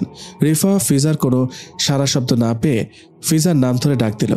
এবার ফিজা বলল, উনি এসেছেন, পরে কথা বলবো, এখন রাখি। আচ্ছা। রিফা ফোন কেটে দিল। ফিজা সাদমানকে দেখে আটকে উঠল, কপালে হাতে ব্যান্ডেজ করা। ফিজা এক দৌড়ে নিচে চলে গেল। সাদমান ক্লান্ত শরীর নিয়ে ড্রয়িং রুমে গিয়ে বসেছে। বাঁ পাশে বিশাল অ্যাকোয়ারিয়াম। উন্নত মানের সামুদ্রিক মৎস্যরা মনের আনন্দে ঘুরে বেড়াচ্ছে। 2টো গোল্ডেন ফিশ গ্লাসের সামনে এসে সাদমানকে দেখছে। সাদমান মুচকে আসলো, একা একাই বলল, সামান্য অ্যাক্সিডেন্ট হয়েছে রে, তাই আসার সময় ব্যান্ডেজ করে এসেছি। সাদমানের ডান পার্শ্ব থেকে আওয়াজ আসলো। কিভাবে হলো এসব? কণ্ঠটি পরিচিত নয়, না হওয়ার স্বাভাবিক, কারণ দুজন মিলে মনে রাখার মতো কোনো আলাপ এখনও করেনি। সাদমান ঘুরে তাকালো। ফিজা নিষ্প্রভ অবয়বে সাদমানের দিকে তাকিয়ে থাকলো। সাদমান শান্ত স্বরে বলল, অন্যমনস্ক হয়ে গাড়ি চালাচ্ছিলাম। দোয়া পরে উঠেছিলেন? সাদমান আঙুল দিয়ে মাথা চুলকাতে চুলকাতে বলল, না বোধ হয়। আম্মু আব্বু কোথায়? বাসায় নেই, ফুপুতের বাড়িতে গিয়েছেন। কেন গিয়েছে কিছু জানেন আপনি? না। উপরে আসুন, শরবত বানিয়ে দিচ্ছি। সাদমান বাধ্য ছেলের মতো ফিজাকে অনুসরণ করে উপরে চলে আসলো। ফিজা বেডরুমের দিকে ইশারা করতেই সাদমান বলল, যাচ্ছি। সে প্রথমত গাছটার কাপড় পরিবর্তন করলো। সারাদিন বেশ ধকল গিয়েছে, ব্যান্ডেজের কারণে গোসল করতে পারবে না। পূর্ণ দাপটে এসি ছেড়ে দিল। ফিজা লেবুর ঠান্ডা শরবত বানিয়ে এনেছে। কাঁচের গ্লাসের গায়ে জলবিন্দু ফুটে উঠেছে। গ্লাসের দিকে তাকিয়ে সাদমানের তেষ্টা দ্বিগুণ হয়ে গেল। সে 3 শ্বাসে পুরো গ্লাসের পানি খাওয়া শেষ করে বলল, আরও 1 গ্লাস হবে? জি। দ্বিতীয় গ্লাস শেষ করতে সাদমান তার ক্লান্ত শরীর বিছানায় ছেড়ে দিল। ফিজা বিনীত কণ্ঠে বলল, মাগরিবের আজান হবে, নামাজ পড়ে বিশ্রাম নিলে কেমন হয়? সাদমান কিছুক্ষণ ফিজার দিকে তাকিয়ে থাকলো। ফিজা লজ্জাবতী ফুলের ন্যায় নিভু নিভু হয়ে যাচ্ছে। এক হাত দিয়ে বারবার চুলগুলো কানের পিছনে গুজে দিচ্ছে। সাদমান বসতে বসতে বলল, আপনার চুল তো কানের ওপাশে আছে। ফিজা কান থেকে হাত সরিয়ে নিল। সাদমান পুনশ্চ বলল, আপনি ঠিক বলেছেন, নামাজ পড়ে বিশ্রাম নিলে ভালো হবে। আপনি খেয়েছেন দুপুরে? হ্যাঁ, বিকেলেও নাস্তা করেছি। দুজনের কথার মাঝখানে আজান পড়ে গেল। উভয় নামাজের জন্য প্রস্তুত হলো। নামাজ শেষ করে সাদমান ঘুমের রাজ্যে পাড়ি জমালো। ঘণ্টাখানেক পর সাদমান স্বীয় শরীরে উষ্ণতা অনুভব করলো। সে নিভু নিভু করে চোখ মেলতেই দেখল ফিজা ভেজা গামছা দিয়ে তার শরীর মুছে দিচ্ছে। ফিজা সাদমানের সহসা জাগ্রত হওয়ার অপ্রস্তুত হয়ে বলল, আপনি তো গোসল করতে চেয়েছিলেন, কিন্তু ব্যান্ডেজের কারণে করতে পারেননি, তাই। এটুকু বলতে সাদমান অস্ফুট স্বরে বলে পুনশ্চ চোখ বুঝে ফেলল। সাদিয়া বাড়িতে ফিরে এসেছে। আপাতত তার কাজ হচ্ছে ফিজার ঠিকানা খুঁজে বের করা। সে মনোযোগের সহিত কাজটি করতে থাকলো। আসছে। এই মেয়ে খুব সাধারণ পরিবারের, বাবা নেই, ডাক্তারি পড়ালেখা শেষের পথে। এমন একটা মেয়েকে সাদমান কিভাবে পারলো বিয়ে করতে বুঝলাম না। তবে মেয়েটা খুব ব্রিলিয়ান্ট এবং সুন্দরী। অনেক আগে আমার ছোট বোনের কাছ থেকে শুনেছিলাম। মেয়েটা পড়ালেখার পাশাপাশি লেখালেখিও করে। অলরেডি তার লেখা 5টা উপন্যাস বাজারে এসেছে। বেশ ব্যবসা সফলও নাকি হয়েছে। আর্টের হাতও বেশ দক্ষ। তার করা একটি পেইন্ট ধানমন্ডির এক স্বনামধন্য রেস্তোরাঁতে রয়েছে, তারাই নাকি কিনে নিয়েছে। তোর এসব একটু বাড়িয়ে শুনেছিস হয়তো তুই। এই মেয়ে গরিব পরিবার থেকে উঠে এসে এত কিছু কিভাবে করবে? তাছাড়া ফিজা হোসেন নামে আজ অবধি কোনো রাইটারের নাম আমি শুনিনি। আমারও একই কথা, কি জানি হয়তো বাড়িয়ে বলেছে। যাই হোক, তুই না হসপিটালে ছিলি? হ্যাঁ, এখন সুস্থ কিছুটা, তাই আগেই তোকে ফোন দিয়েছি। তোরা তো একই মহল্লায় থাকিস। তবে আমার মনে হয় সাদমান পরিস্থিতির শিকার হয়ে মেয়েটাকে বিয়ে করেছে, কারণ এর থেকেও 1000 গুণ ভালো পরিবারের মেয়েরা সাদমানের ব্যাপারে আগ্রহী। সে কেনই বা এমন একটা মেয়েকে বিয়ে করতে যাবে বল? দোয়া করিস যেন সাদমান মেয়েটাকে তালাক দিয়ে দেয়। এসব বলিস না, বিয়ে হয়ে গিয়েছে যেহেতু সংসার করুক। তাছাড়া মেয়েটা তো খারাপ না, তাই না? আমার কথা একবারও ভাবিস না তুই? আমি যে কতটা কষ্ট পাচ্ছি আল্লাহ তাআলা ভালো জানেন। আমি তোকে বুঝতে পারছি, কিন্তু কি করবি বল? সাদমান তোর ভাগ্যে নেই, হয়তোবা তাই আসেনি। আসবে, ওই মেয়ের হাত ছেড়ে দিয়ে আমার কাছেই আসবে, দেখে নিস। যেভাবে আমি সাদমানকে আমার প্রতি মুগ্ধ করেছি ঠিক একই পদ্ধতিতে তাদের ডিভোর্স করিয়ে ছাড়বো। তোর কথা কিছুই বুঝতে পারছি না আমি। থাক, বাদ দে। রবির সাথে কথা হয় তোর? না। আচ্ছা রাখি, পরে কথা বলবো আবার। ঠিক আছে। সাদিয়া ফোন রেখে দিল। সময় নিরূপক যন্ত্রে ঘন্টার কাঁটা 12 নামক সংখ্যায়। শহর এখনও জেগে আছে। সড়কগুলো গাড়িতে পরিপূর্ণ। কংক্রিটের বিল্ডিংয়ের জানালাগুলো বৈদ্যুতিক আলোর জানান দিচ্ছে। অর্থাৎ ঘুমের রাজ্যে পাড়ি দেয়নি কেউ এখনো। সাদিয়া স্বীয় কক্ষে বসে এসব অবলোকন করছে। চক্ষু অশ্রুসিক্ত, হৃদয়ে হার না মানার অদম্য প্রতিজ্ঞা। যে করে হোক সাদমানের জীবন থেকে ফিজাকে দূর করেই ছাড়বে সে। এজন্য বর্তমানে তার রুবির সাহায্য দরকার। সাদিয়া রুবিকে ফোন করলো, কিন্তু ফোন বন্ধ। সে একরাশ বিরক্তি নিয়ে ফোন নিচে ফেলে দিল। এদিকে রেহানা বেগম বাড়ি ফিরে এসেছেন। প্রথমেই তিনি ছেলের রুমে উঁকি দিলেন। সাদমান ঘুমাচ্ছে। ফিজা পাশে বসে ডায়েরি লিখছে। রেহানা বেগমের উপস্থিতি পেয়ে ফিজা দাঁড়িয়ে গেল। বিকেল থেকে নিয়ে এ পর্যন্ত হওয়া সমস্ত ঘটনা খুলে বলল। রেহানা বেগম উদ্বিগ্ন হয়ে ছেলের পাশে বসলেন। একটাই সন্তান তাদের। সাদমানের মাথায় হাত বুলালেন। সাদমানের ঘুম ভাঙল না। তিনি ছেলের নাম ধরে ডাকলেন। এবার সাদমান চোখ মেলে তাকালো। রেহানা বেগম শঙ্কিত স্বরে বললেন, কিভাবে এসব হলো? সাদমান ভাঙা ভাঙা গলায় বলল, খুব ঘুম পাচ্ছে মা, আপাতত ঘুমাতে চাই। অল্প কিছু খেয়ে নাও। ঘুমন্ত সাদমান নিশ্চুপ। ফিজা তোমাকে খাইয়ে দিক? এবারও সাদমান কিছু বলল না। ভারী শ্বাস প্রশ্বাসের শব্দ শোনা যাচ্ছে। অর্থাৎ সে ঘুমের রাজ্যে চলে গিয়েছে। ফিজা পাশে দাঁড়িয়ে বলল, আম্মা আমি কি খাবার নিয়ে আসবো? থাক, আনতে হবে না। তার ঘুম খুব ভারী। রাতে খেয়াল রেখো। ঘুম ভাঙলে খাইয়ে দিও। জি। এখন আসো, আমাদের সাথে কিছু খেয়ে নাও। ক্ষুধা নেই? সামান্য খাও। একদমই খেতে ইচ্ছে করছে না আম্মা। ঠিক আছে, তাহলে আলো বন্ধ করে ঘুমিয়ে পড়ো। ফিজা শান্ত মেয়ের মতো একদিকে মাথা নাড়ল। রেহানা বেগম চলে গেলেন। সাকিব সাহেব বেশ ক্লান্ত, তাই আজ ফ্রেশ হয়েই দ্রুত শয়নকক্ষে চলে গিয়েছেন। ফিজা একটি বালিশ হাতে নিয়ে রুমের বাঁ পাশে থাকা সোফায় শুয়ে পড়ল। চোখে ঘুম নেই। বাগানে শীতল বাতাস বইছে। জানালা খুলে দিলে খারাপ হবে না। ফিজা তাই করল। শো শো করে ঘরে বাতাস ঢুকছে। ক্ষীণ মেঘের আড়াল থেকে চাঁদ বেরিয়ে এসেছে। ঘর এখন চাঁদের মিহি আলোয় পরিপূর্ণ। ফিজা ঘাড় ঘুরিয়ে সাদমানের দিকে তাকালো। মানুষটা পূর্ণ ঘুমে রয়েছে। ফিজা পাশে গিয়ে বসলো। চাঁদের আলোয় স্বামীর মুখচ্ছবি দেখতে মন্দ লাগছে না। একটা কবিতা লিখে ফেললে কেমন হয়? আমি চাঁদের মিষ্টি আলোয় তোমাকে দেখেছি, অথচ তুমি ঘুমে বিভোর। আমি তোমার এলোমেলো চুলগুলো গুছিয়ে দিচ্ছি, অথচ তুমি সংজ্ঞাহীন। ফিজা 4 লাইন বিড়বিড় করে থেমে গেল। ধ্যাত, কাকে নিয়ে কবিতা লিখবো? যে আমাকে ভালোই বাসে না? সমস্যা নেই, ধীরে ধীরে বাসবে। এসব আবল তাবল ভাবতে ভাবতে বলতেই ফিজা উঠে দাঁড়ালো। কিছু একটা মনে হতে আবারও বসে পড়ল। সাদমানের ফোন হাতে নিল। ফোন লক করা, ফিঙ্গারও লক দেওয়া আছে। ফিজা সাদমানের শাহাদাত আঙ্গুলের অগ্রভাগ দিয়ে লক খুলে নিল। প্রথমে তার ফেসবুকে প্রবেশ করলো। সাদমান সকলকে তার বিয়ের খবর জানিয়ে দিয়েছে। ফিজা মুচকি হাসলো। সে অনুভব করলো এই হাসি হৃদয় থেকে এসেছে। তবে সাদমানের পোস্টে অসংখ্য মেয়েদের কান্নার রিয়েক্ট পড়েছে, যেন তারা বিয়েতে অসন্তোষ। ফিজা ভ্রু কুচকে বলল, সে বিয়ে করেছে, তোদের কি? ফিজা খেয়াল করলো সে এসবে খুব ঈর্ষান্বিত হচ্ছে। অযথায় রাগ লাগছে। ফিজা ফোন রেখে দিল। এবার আর উঠে গেল না। সাদমানের পাশে শুয়ে পড়ল। চাঁদের আলোয় স্বামীর ঘুমন্ত মুখচ্ছবি পরিস্ফুট হচ্ছে। সে গালের নিচে 2 হাত রেখে অভিনিবেশের সহিত সাদমানের দিকে তাকিয়ে থাকলো। এরপর ধীরে ধীরে ঘুমের রাজ্যে প্রবেশ করলো। এতক্ষণে হয়তো সাদমানের বিয়ের খবর মিডিয়াতে প্রচার প্রসার হয়ে গেছে। ধীরে ধীরে শুভাকাঙ্ক্ষীদের তার স্ত্রীর ব্যাপারে কৌতূহল জাগবে। মেয়ে ভক্তদের সংখ্যা কমবে। কয়েকদিন এ বিষয় নিয়ে সোশ্যাল মিডিয়া গরম থাকবে। ঘড়িতে সময় তখন 2টা। সহসা সাদমানের ঘুম ভেঙে গেল। সে চোখ মেলে ফিজাকে দেখতে পেল। ফিজা বিড়ালের বাচ্চার মতো ছোট্ট হয়ে ঘুমাচ্ছে। ব্যাপারটা সাদমানের কাছে ভালো লাগলো। সে তার গায়ে থাকা কাঁথা ফিজার গায়ে দিয়ে দিল। বেশ শীত লাগছে তার। গ্রীষ্মকালে শীত, ব্যাপারটা অদ্ভুত। সাদমান উঠে গিয়ে এসি বন্ধ করে দিল। ওয়াশরুমের দিকে পা বাড়াতেই মাথা ঘুরিয়ে পড়ে গেল। ফিজার ঘুম গাঢ় নয়। সামান্য আওয়াজেও তার ঘুম ভেঙে যায়। ফিজা উঠে বসলো। আলো জ্বালাতেই দেখলো সাদমান নিচে পড়ে আছে। ফিজা সেদিকে এগিয়ে গেল।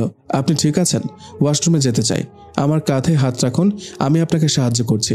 সাদমান কাঁধে হাত রাখতে ফিজা বলল, আপনার গায়ে অনেক জ্বর। বিকেলেও তো স্বাভাবিক ছিলেন। সাদমান ফিজার কাঁধে ভর দিয়ে সম্মুখে আগাতে আগাতে বলল, এই নতুন কিছু না। 2 দিন পরপরই আমার জ্বর আসে।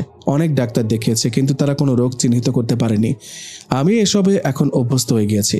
আমি ওয়াশরুমের সামনে দাঁড়াচ্ছি, আপনি ভিতরে প্রবেশ করুন। সাদমান মৃদু আওয়াজে হুঁ বলে ভিতরে চলে গেল। ফিজা ভেবে পাচ্ছে না এই সময় রেহানা বেগমকে জাগানো উচিত হবে। ঘণ্টাখানেক আগে তারা ঘুমিয়েছে। এসব ভাবতে ভাবতে সাদমান বেরিয়ে আসলো। ফিজা তাকে বেডে শুয়ে কিচেনে চলে গেল। সামান্য খাবার নিয়ে আসলো। সাদমান মৃদু গলায় বলল, এখন একটুও খেতে পারবো না। চেষ্টা করলেই পারবেন। আপনাকে কোনো পরিশ্রম করতে হবে না, আমি খাইয়ে দিব। আপনি শুধু 2 দাঁত দিয়ে চর্বণ করবেন। সাদমান জ্বরের তীব্রতা নিয়েও মুচকি হাসল, কাঁপা স্বরে বলল, আপনি কথায় কথায় কঠিন সাহিত্য বলেন। আপনি লেখক মানুষ নাকি? কি জানি। হাঁ করুন। 3 চামচ খেয়েই সাদমান আর খেতে পারল না। ফিজাও আর জোর করল না। ফিজা খাবারের প্লেট রেখে বলল, আপনি এ পাশে আসুন। কেন? মাথায় পানি দিয়ে দিব। এত রাতে এসব করার কোনো দরকার নেই, আপনি ঘুমান, আমি পানি নিয়ে আসছি। সাদমান ফিজার প্রস্থানের দিকে অপলক তাকিয়ে রইল। মা ঠিকই বলেছেন, মেয়েটা আসলেই খুব ভালো। ফিজা হাতে পানির বালতি নিয়ে চলে আসলো। সাদমান চোখ বন্ধ করে ফেলল। মেয়েটাকে এখন অস্বস্তিতে ফেলা ঠিক হবে না।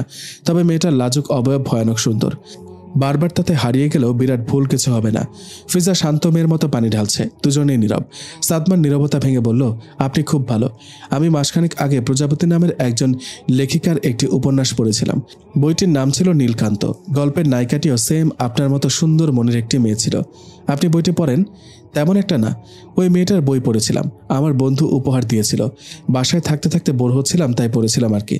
তাহলে তো বলতে হয় প্রজাপতি নামের লেখিকা খুব ভাগ্যবতী। কেন? আপনার মতো একজন অমনোযোগী পাঠক তার বই পড়েছে। তবে তিনি খুব সুন্দর লেখেন। তিনি কি তার বইয়ে এটা লিখেননি, স্ত্রীর সামনে অন্য মেয়ের প্রশংসা করতে নেই? ফিজা এটুকু বলেই হাত দিয়ে মুখ চেপে ধরল, যেন মুখ ফসকে এসে এমন কথা বলে ফেলেছে। সাদমান আর কথা বাড়ালো না, ঠোঁটের কোণে টেনে দিল মুচকির হাসির রেখা। দুজনেই একদম নীরব। বাগানে থাকা গাছগুলোর বাতাসে সুমধুর ধ্বনি ভেসে আসছে। তবে আপাতত তাদের নীরবতার ভাষা ভিন্ন, যা দুজনকেই আকর্ষিত করছে। হৃৎপিণ্ড কম্পিত হচ্ছে, যেন এটা নতুন প্রেমের পূর্বাভাস। সাকিব সাহেব বাগানে বসে আছেন। সম্মুখে সাদা রঙের টি টেবিল, 4টি চেয়ার টেবিল ঘিরে দাঁড়িয়ে আছে।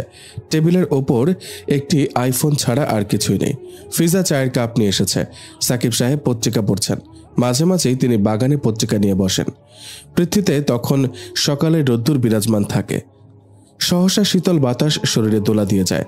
তিনি বিষয়গুলো বেশ উপভোগ করেন। ফিজা চায়ের কাপ রেখে সাকিব সাহেবের পাশে কিছুক্ষণ দাঁড়িয়ে থাকলো। সাকিব সাহেব মাথা উঠিয়ে বললেন, কিছু বলবে? আপনার কি আর কিছু লাগবে? না মা, লাগলে ডেকে নিব তোমাকে। জি। সাদমান খেয়েছে? ফজরের নামাজ পড়ে সামান্য নাস্তা করেছিল। এখন কি করছে? ঘুমাচ্ছে। কি করি বলো তো? কোনো ডাক্তারই তো তার রোগ চিহ্নিত করতে পারছে না। তুমি তো একজন হাফেজা, তাই না? জি। তুমি কোরআন থেকে ঝাড়ফুঁক করে দেখো তো কোনো উন্নতি হয় কিনা। করেছি বাবা, উনি বললেন এখন কিছুটা ভালো লাগছে।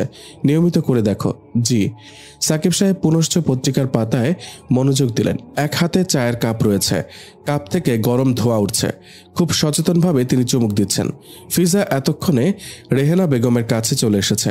রেহানা বেগম ছেলের চিন্তায় একদম নীরব হয়ে গেছেন।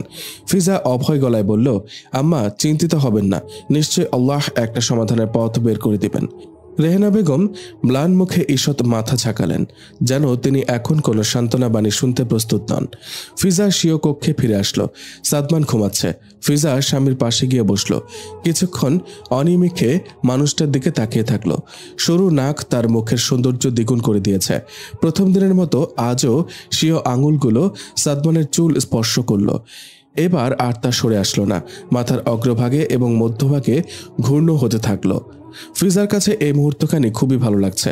আচানক সাদমানের ফোনে টুং করে শব্দ হলো। বুঝে যাচ্ছে মেসেজ এসেছে। ফিজা স্ক্রিনের দিকে তাকালো।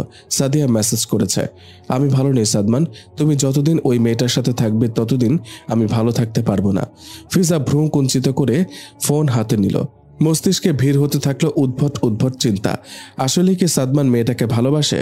যদি সত্যিই তাকে ভালোবেসে থাকে, তবে আমার কি তার সাথে থাকা ঠিক হবে? মেয়েটা দেখতে কি খুব সুন্দরী? এসব ভাবতে ভাবতেই সহসা সাদমান চোখ মেলে তাকালো। ফিজা ফোন রেখে দিল। কিছু খাবেন? সাদমান মুখ চেপে ধরে উঠে বসলো। ফিজা বিচলিত স্বরে বলল, আমি বড় বাটি নিয়ে আসছি, মুখ চেপে ধরে রাখুন। ফিজা দাঁড়াতেই সাদমান উবু হয়ে মেঝেতে বমি করে দিল। ফিজা আর প্রস্থান নিল না। সে সাদমানের পিঠে হাত বুলাতে থাকলো। কণ্ঠে রয়েছে অস্থিরতার স্বর। ঠিক হয়ে যাবে, ঠিক হয়ে যাবে। বেশি খারাপ লাগছে আপনার? ইত্যাদি ইত্যাদি। এরপর উঁচু আওয়াজে আম্মা বলে ডাক দিল। রেহানা বেগমের সাথে দুজন গৃহপরিচারিকা ঘরে প্রবেশ করলো। ফিজা অবাক নয়নে রেহানা বেগমকে নিচের দিকে ইশারা করলো। সাদমান রক্ত বমি করেছে। রেহানা বেগম বিচলিত কণ্ঠে বললেন, তুমি ঠিক আছো বাবা? সাদমান কুলি করে পুনশ্চ শুয়ে পড়ল। গৃহপরিচারিকারা রুম পরিষ্কার করে বের হয়ে গেলেন। সাকিব সাহেব এতক্ষণে উপরে চলে এসেছেন। গাড়ি বের করতে বলো, ওকে হসপিটালে নিয়ে যাব। রেহানা বেগম বললেন, আর না, অনেক ডাক্তার দেখিয়েছি, বিদেশেও চিকিৎসা করেছি, কেউ কোনো রোগ ধরতে পারেনি, তাই ডাক্তারদের ওপর আমি আর ভরসা করতে পারছি না। আমার মনে হচ্ছে এটা সাদিয়াদের কাজ। উপস্থিত দুজনেই বিস্ময় নয়নে কিছুক্ষণ রেহানা বেগমের দিকে তাকিয়ে থাকলো। সাকিব সাহেব বললেন, আমি যতদূর জানি সাদিয়ার সাথে সাদমানের তেমন কোনো সম্পর্ক ছিল না। সে কি করবে? অনেক কিছু আছে যা আমি আপনাদের বলিনি এখনো। সাদিয়া নিয়মিত কালো জাদুর চর্চা করে। যাই হোক, এখন এসব নিয়ে ভাবার সময় না, সমাধান খুঁজে বের করুন। ফিজা বলল, আম্মা, আমার একজন শিক্ষিকা রয়েছেন, তার স্বামী খুব বড় একজন রাক্কি, তিনি কোরআন শরীফ থেকে রুকাইয়া করেন। আমি কি তাকে ফোন দিব? হ্যাঁ দাও, এখনই দাও। ফিজা সাদমানের ফোন থেকে তার শিক্ষিকাকে ফোন দিল। সাদিয়ার মেসেজ এখনো স্ক্রিনে ভাসছে। ফিজা শান্ত মেয়ের মতো সাদিয়ার মেসেজ ডিলিট করে তার নাম্বার ব্লক লিস্টে ফেলে দিল। সাদিয়া রুবির সাথে বসে আছে। দুজনেই কক্ষের আলো বন্ধ করে রেখেছে। রুবি অস্ফুট আওয়াজে বলল, ফিজা মেয়েটা হয়তো অনেক আমলের মধ্যে থাকে, কারণ আমি শত চেষ্টা করেও তার উপর কালো জাদু করতে পারছি না। সাদিয়া কঠিন গলায় বলল, তুই বারবার চেষ্টা কর, এভাবে কতদিন সাদমানকে চালিয়ে নিবি? একদিন ঠিকই সে সত্যটা জেনে যাবে, তখন কি করবি? পরেরটা পরে দেখা যাবে, এখন যেটা বলছি সেটা কর। বারবার এমন করতে থাকলে সাদমান শারীরিকভাবে অসুস্থ হয়ে যাবে, এমনও তো হতে পারে মারা যাবে। তাছাড়া নিউজ দেখলাম সাদমান বেশ অসুস্থ, তার অ্যাসিস্ট্যান্টের কাজই এটা, সামান্য অসুস্থ হলেই ফেসবুকে প্রচার করে দেয়। আমি আরেকবার শুধু চেষ্টা করব, এরপরেও যদি ফিজাকে কাবু না করতে পারি তাহলে এসব চিন্তা মাথা থেকে ঝেড়ে ফেলবি, কেমন? ঠিক আছে, তখন অন্য উপায়ে ফিজাকে সরাবো। তুই জীবনেও ভালো হবি না, তোর বান্ধবী আমি ভালো হই কি করে? রুবি তার কাজে মনোযোগী হলো, তবে তার চেহারায় ফুটে উঠেছে একরাশ বিরক্তি, অর্থাৎ সে তার কাজে সফল হয়েছে বলে মনে হচ্ছে না। আসরের আজান হয়েছে, বাড়ির সকলে নামাজ পড়ে নিয়েছে। ফিজা সাদমানের পাশে বসে কোরআন তেলাওয়াত করছে। রাকির বলে যাওয়া সবগুলো সূরা পড়া শেষ। ছোট্ট একটি বোতলে পানি রয়েছে, সে পানিতে ফুঁক দিল, এরপর সাদমানের পুরো শরীরে ফুঁক দিল। নিজেকে ঘোরাতেই সাদমান বলল, আপনার তেলাওয়াত খুব সুন্দর, আমাকে শেখাবেন আপনি? ফিজা উৎফুল্ল অবয়বে বলল, অবশেষে চোখ খুলেছেন আপনি, আলহামদুলিল্লাহ। আমি তো ঘুমাচ্ছিলাম, তবে মনে হলো স্বপ্নের মধ্যে একজন পরী এসেছে আমার কাছে এবং আমাকে কোরআন তেলাওয়াত করে শোনালো। চোখ মেলেই আপনাকে দেখলাম। ফিজা মুচকি হেসে বলল, দুপুরের দিকে কি হয়েছে কিছুই মনে নেই আপনার? না তো, কেন, কি হয়েছে? একজন রাকি এসেছিলেন আমাদের বাসায়, এরপর তিনি আপনাকে ঝাড়ফুঁক করলেন। আপনার বালিশের ভেতর একটা তাবিজ খুঁজে পেয়েছেন। তাবিজ এখানে কিভাবে আসবে? সবারই একই প্রশ্ন। তাবিজ কোথায় এখন? নষ্ট করে ফেলেছি। এই বাসায় আরও দুটো তাবিজ আছে, যেগুলোর মাধ্যমে আপনাকে কেউ কালো জাদু করেছে। ওই তাবিজ খুঁজে বের করতে হবে। আমার জানা মতে আমার কোনো শত্রু নেই, কে এসব করবে? কাউকে সন্দেহ হয় না? ফিজা ধীর গলায় বলল, ওহ। সাদমান উঠে বসলো। ফিজা সেলফে কোরআন শরীফ রাখতে রাখতে বলল, আমার সাথে আসুন। কোথায়? ওয়াশরুমে। আগে ফ্রেশ হবেন, এরপর খেতে হবে। আমার খুব বাগানে যেতে ইচ্ছে করছে। ঠিক আছে, খাবারের পর নিয়ে যাব। সাদমান খাবার শেষ করে বসে বসে নামাজ পড়ল। এরপর ফিজার কাঁধে ভর দিয়ে বাগানে চলে আসলো। একটি চেয়ারে বসেছে সে, সামনে রয়েছে অনেক রকম ফুল গাছ। ফিজা ধীর গতিতে সেদিকে এগিয়ে গেল। পৃথিবীতে বাতাস বইছে। সাদমান লক্ষ্য করলো ফিজা আজও শাড়ি পরেছে। শাড়িতে অপরূপ লাগে মেয়েটাকে। সে অপলক নয়নে ফিজার দিকে তাকিয়ে থাকলো। ফিজা লাল গোলাপ ফুলের দিকে উবু হয়ে ঘ্রাণ নিচ্ছে। সাদমান নরম স্বরে বলল, বড় ফুলটি বেশি সুন্দর, আমিও কি তার ঘ্রাণ নিতে পারি? ফিজা হাতে থাকা ফুলটির দিকে ইশারা করে বলল, এই ফুলটির কথা বলছেন? না, এই ফুলটিকে যে ধরে আছে তার কথা বলছি। সাথে সাথেই ফিজার অবয়বে পরিস্ফুট হলো একরাশ লাজকতা। সে লজ্জাবতী ফুলের মতো নিভু নিভু হয়ে যাচ্ছে। বা হাত দিয়ে বারবার চুলগুলো কানের পাশে নিয়ে যাচ্ছে। সাদমান ফিজার গাঢ় লজ্জা বুঝতে পারল। সে মুচকি এসে দৃষ্টি নত করে নিল। ফিজা সেই স্থান থেকে সরে এসে সাদমানের পিছিয়ে এসে দাঁড়ালো। আপাতত দুজনই নীরব। ফিজা নীরবতা ভেঙে বলল, দেখুন, ওইদিকে অনেকগুলো প্রজাপতি। সাদমান ঘুরে তাকালো। আসলে একসাথে অনেকগুলো প্রজাপতি দেখা যাচ্ছে। সাদমান বলল, আপনি কি প্রজাপতি খুব পছন্দ করেন? জি, আমার বাবা যেদিন মারা যান সেদিন একটা প্রজাপতি আমার গায়ে এসে বসেছিল। যতক্ষণ আমি কেঁদেছিলাম ততক্ষণ সে আমার সঙ্গ ছাড়েনি। এরপর মাঝে মাঝে তাকে আমাদের জানালার পাশে দেখতাম। আমি একা একাই তার সাথে কথা বলতাম। কি বলতে? ফিজা বিস্ময় নয়নে সাদমানের দিকে তাকালো। ও সরি, কি বলতেন? তুমি শব্দটি খুব সুন্দর। ঠিক আছে, কি বলতে তুমি? বললাম, তুমি কি আমার বন্ধু হবে? যখন আমার মন খারাপ হবে তখন তুমি আমার মন ভালো করে দিবে, আবার তোমার যখন মন খারাপ হবে আমি তোমার মন ভালো করে দিব। এরপর জানি না আমার কথা বুঝতো কিনা, কিন্তু সে প্রায় সময়ই আমাদের জানালার পাশে এসে বসে থাকতো। আমি তার পাখায় আদর করে দিতাম। কিভাবে আদর করতে? ফিজা এবারও সাদমানের দিকে তাকালো। সাদমান ঠোঁটের কোণে দুষ্টু হাসির রেখা টেনে রেখেছে। ফিজা মুচকি হেসে প্রসঙ্গ পরিবর্তন করে বলল, তবে সত্য কথা কি জানেন? বলো শুনি। প্রাণীরা পৃথিবীর কুৎসিত মানুষগুলো থেকে হাজার গুণ ভালো। হ্যাঁ, এটা ঠিক বলেছ, এই ব্যাপারে কোনো সন্দেহ নেই। এরপর তোমার বন্ধু কি এখন আর আসে না তোমার কাছে? ওই বাসা চেঞ্জ করার পর থেকে আর দেখতে পাইনি তাকে। তবে সে আমার একটি বড় পরিচয় হয়ে উঠেছে। যেমন? থাক, সময় হলে বলবো। ঠিক আছে। আমি প্রত্যেক সন্ধ্যায় একটি দোয়া পড়ি। প্রতিদিন সকাল সন্ধ্যায় এই দোয়াটি 3 বার পড়লে তার কোনো ধরনের ক্ষতি হবে এমনটি হতে পারে না। এক বর্ণনায় আছে, সকালে পড়লে সন্ধ্যা পর্যন্ত অতর্কিত কোনো বিপদে সে আক্রান্ত হবে না, আর সন্ধ্যায় পড়লে পরদিন সকাল পর্যন্ত অতর্কিত কোনো বিপদে সে আক্রান্ত হবে না। আবু দাউদ শরীফের হাদিস নাম্বার 5090।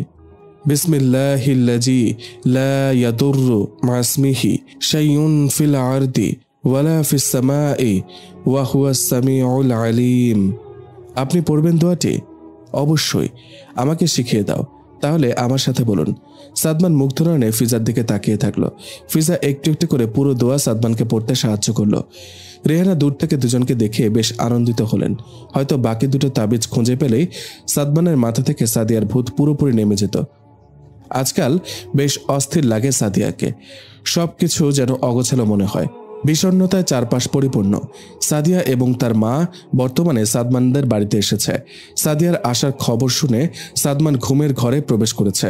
তবে সে পূর্ণ জাগ্রত। ড্রয়িং রুমে সবাই বসে আছে। ফিজা এবং সাদিয়ার দৃষ্টি বরাবর এক হচ্ছে, কিন্তু দুইজনের কেউ কারোর সাথে কথা বলছে না। সাদিয়ার চেহারায় স্পষ্ট বিরক্তি রেশ। সে সাদমানের ঘরে যাওয়ার জন্য উদ্গ্রীব হলো। রেহানা তাকে থামিয়ে দিয়ে বললেন, অনেকক্ষণ পর একটু ঘুমিয়েছে, এখন যেও না। সাদিয়া শান্ত মেয়ের মতো একদিকে মাথা নাড়ালো। রেহানা সব জেনেও প্রমাণের অভাবে কিছুই বলতে পারছে না। তিনি ইশারায় ফিজাকে সাদমানের ঘরে যেতে বললেন। ফিজা উঠে গেল। এ দৃশ্য সাদিয়াকে বেশ বিস্মিত করল। সে বুঝতে পেরেছে রেহানা বেগম ঠান্ডা মস্তিষ্কে তাকে অপমান করেছে। ফিজা কক্ষে প্রবেশ করতে সাদমান উঠে বসল। ফিসফিস করে বলল, ওরা কি গিয়েছে? না, এখনো যায়নি। তাহলে আমি আরেকটু ঘুমাই। হ্যাঁ, অবশ্যই। সাদমান শুয়ে পড়ল। পুনরায় মাথা ঝাঁকিয়ে বলল, ফিজা, প্রথম দিন তোমাকে যা বলেছি তা কি এখনো মনে রেখেছ? না, ভুলে গিয়েছি। আমি হয়তো তোমার জন্য একজন ভুল মানুষ, তাই না? না, সঠিক মানুষ। আসলে সাদিয়া আপনাকে বাধ্য করেছে ভালোবাসার জন্য, আর সেটা তাবিজ করে। সাদমান উঠে বসলো। নিজেকে প্রস্তুত করে বলল, তার মানে তুমি বলতে চাচ্ছ সাদিয়া এসবের সাথে জড়িত? আম্মা এমনটাই মনে করেন। প্রমাণ আছে কোনো? প্রমাণ থাকলে আমাকে দাও, আমি এক্ষুনি জিজ্ঞাসা করব। প্রমাণ নেই, তবে আমি চেষ্টা করব। আপনি শুয়ে পড়ুন, আপনার আওয়াজ শুনতে পেলে এদিকে চলে আসবে আবার। হ্যাঁ, তুমি ঠিক বলেছ। সাদমান শুয়ে পড়ল। ফিজা তার পাশে বসে আছে। অনেকদিন পর নিজের ফোন থেকে ফেসবুক লগ ইন করলো। একাধিক মেসেজ এসেছে, ঘন ঘন নোটিফিকেশনের আওয়াজ আসছে। সাদমান এক হাত দিয়ে কান চেপে ধরে বলল, তুমি কি সেলিব্রিটি নাকি? এত মেসেজ কে পাঠায় তোমাকে? অনেকদিন পর লগ ইন করেছি তো তাই। ফিজা এক এক করে সবগুলো মেসেজ দেখতে লাগলো। আপু, আপনি কই হারিয়ে গেলেন? এখন লেখা দেন না কেন? আপনার নতুন বই কবে আসবে? ইত্যাদি ইত্যাদি। ফিজা কোনো মেসেজেরই উত্তর দিল না।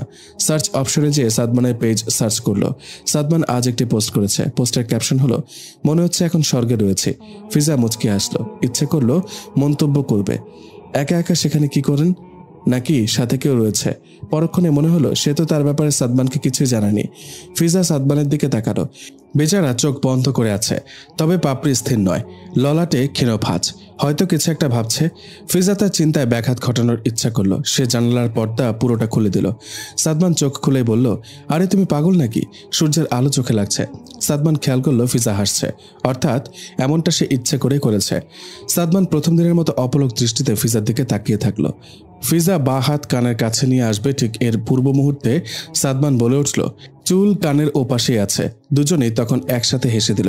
ফিজা বাহিরে দৃষ্টি দিল। সাদিয়া চলে যাচ্ছে, কিন্তু সাদিয়ার সাথে সাদমানের একজন গৃহপরিচারিকা গোপন আলাপ করছেন।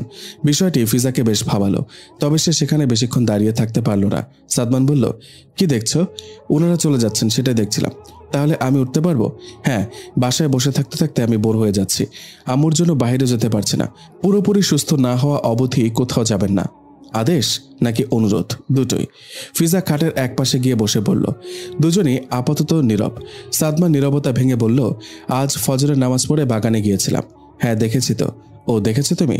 যাই হোক, টেবিলের ওপর আমার চশমা আছে, এনে দিবে? হ্যাঁ দিচ্ছি। চশমার পাশে কালকে সেই গোলাপ ফুলটি রাখা। ফিজা মুচকি হাসল। চশমা আনার বিষয়টি সাদমানের একটি বাহানা ছিল মাত্র। ফিজা ফুলটি নাকের কাছে এনে ঘ্রাণ নিল, অতঃপর বলল, ফুলটি কার জন্য এনেছেন? সাদমান অন্যমনস্ক হয়ে বলল, কোন ফুল? ফিজা পুনরায় হাসল। আপনি এনেছেন এই ব্যাপারে আমি নিশ্চিত, কিন্তু কার জন্য সেটা জানতে চাচ্ছি। এই ঘরে কি তুমি ছাড়া আর কেউ আছে? আমার তো মনে হয় আছে, আর নয়তো ফুলের মালিক ফুল সরাসরি আমার হাতে দিতেন। সাদমান কিছু বলল না, মুচকি হেসে নিজের ফোনে মনোযোগ দিল। ফিজা বালিশের পাশে চশমা রেখে কিছু একটা বলবে, এমন সময় রেহানা বেগম তাকে ডাক দিলেন। ফিজা চলে গেল। সাদমান অনিমিষে স্ত্রীর প্রস্থানের দিকে তাকিয়ে থাকলো। রেহানা ফিজাকে উদ্দেশ্য করে বলল, বাকি দুটো তাবিজও পেয়েছি। কোথা থেকে? একটা সোফার নিচ থেকে, আরেকটা কিচেন থেকে। এগুলো নিয়ে নষ্ট করে ফেলো, আর আজকে সন্ধ্যার পর ওই রাকিকে আরও একবার আসতে বলো। জি আম্মা। বিকেলে আমরা এক জায়গায় যাব। কোথায়? সাদমানের অসুস্থতার জন্য তোমাদের বিয়ের অনুষ্ঠান করতে পারছি না। আমার একজন শিক্ষিকা আছেন, চলাফেরা করতে পারেন না, তিনি তোমাকে দেখতে চেয়েছেন, তার কাছেই যাব। জি। আপনি কি সাদিয়ার ব্যাপারে কিছু ভেবেছেন? তুমি সাদিয়ার বিষয় সব জানো?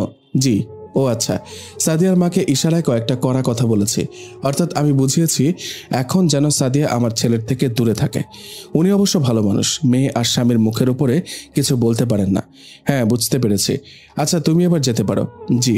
ফিজা চলে আসলো, সাদমানের পাশে বসলো। সাদমান ফোনের দিকে তাকিয়ে আছে।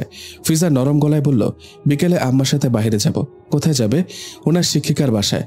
খুবই ভালো, তাহলে আমাকে একা থাকতে হবে, তাই না? কেন, ভয় পান নাকি? না, ভয় পাবো কেন, এমনি বললাম। আমার গোসল করা দরকার। ঠিক আছে, আমি আপনার কাপড় ওয়াশরুমে রেখে আসছি। ফিজা 2 কদম সামনে এগিয়ে গেল, পুনরায় ঘুরে তাকিয়ে বলল, আপনাকে একটা কথা বলি। হ্যাঁ বলো। আপনি কি রাসূল সাল্লাল্লাহু আলাইহি সাল্লামকে ভালোবাসেন? হ্যাঁ, বাসবো না কেন, অবশ্যই বাসি। তাহলে তার আদেশ কেন মানছেন না? কোন আদেশ? ফিজা একটি হাদিস বলল। আব্দুল্লাহ ইবনে ওমর রাদিয়াল্লাহু তাআলা আনহু থেকে বর্ণিত, রাসূল সাল্লাল্লাহু আলাইহি সাল্লাম গোঁফ নিশ্চিহ্ন করতে আর দাড়ি বড় করতে নির্দেশ দিয়েছেন।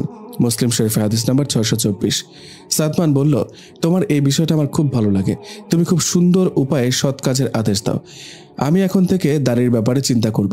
শুনে খুশি হলাম। ফিজা চলে গেল। এবার সাদমান স্ত্রীর প্রস্থানের দিকে তাকিয়ে থাকলো।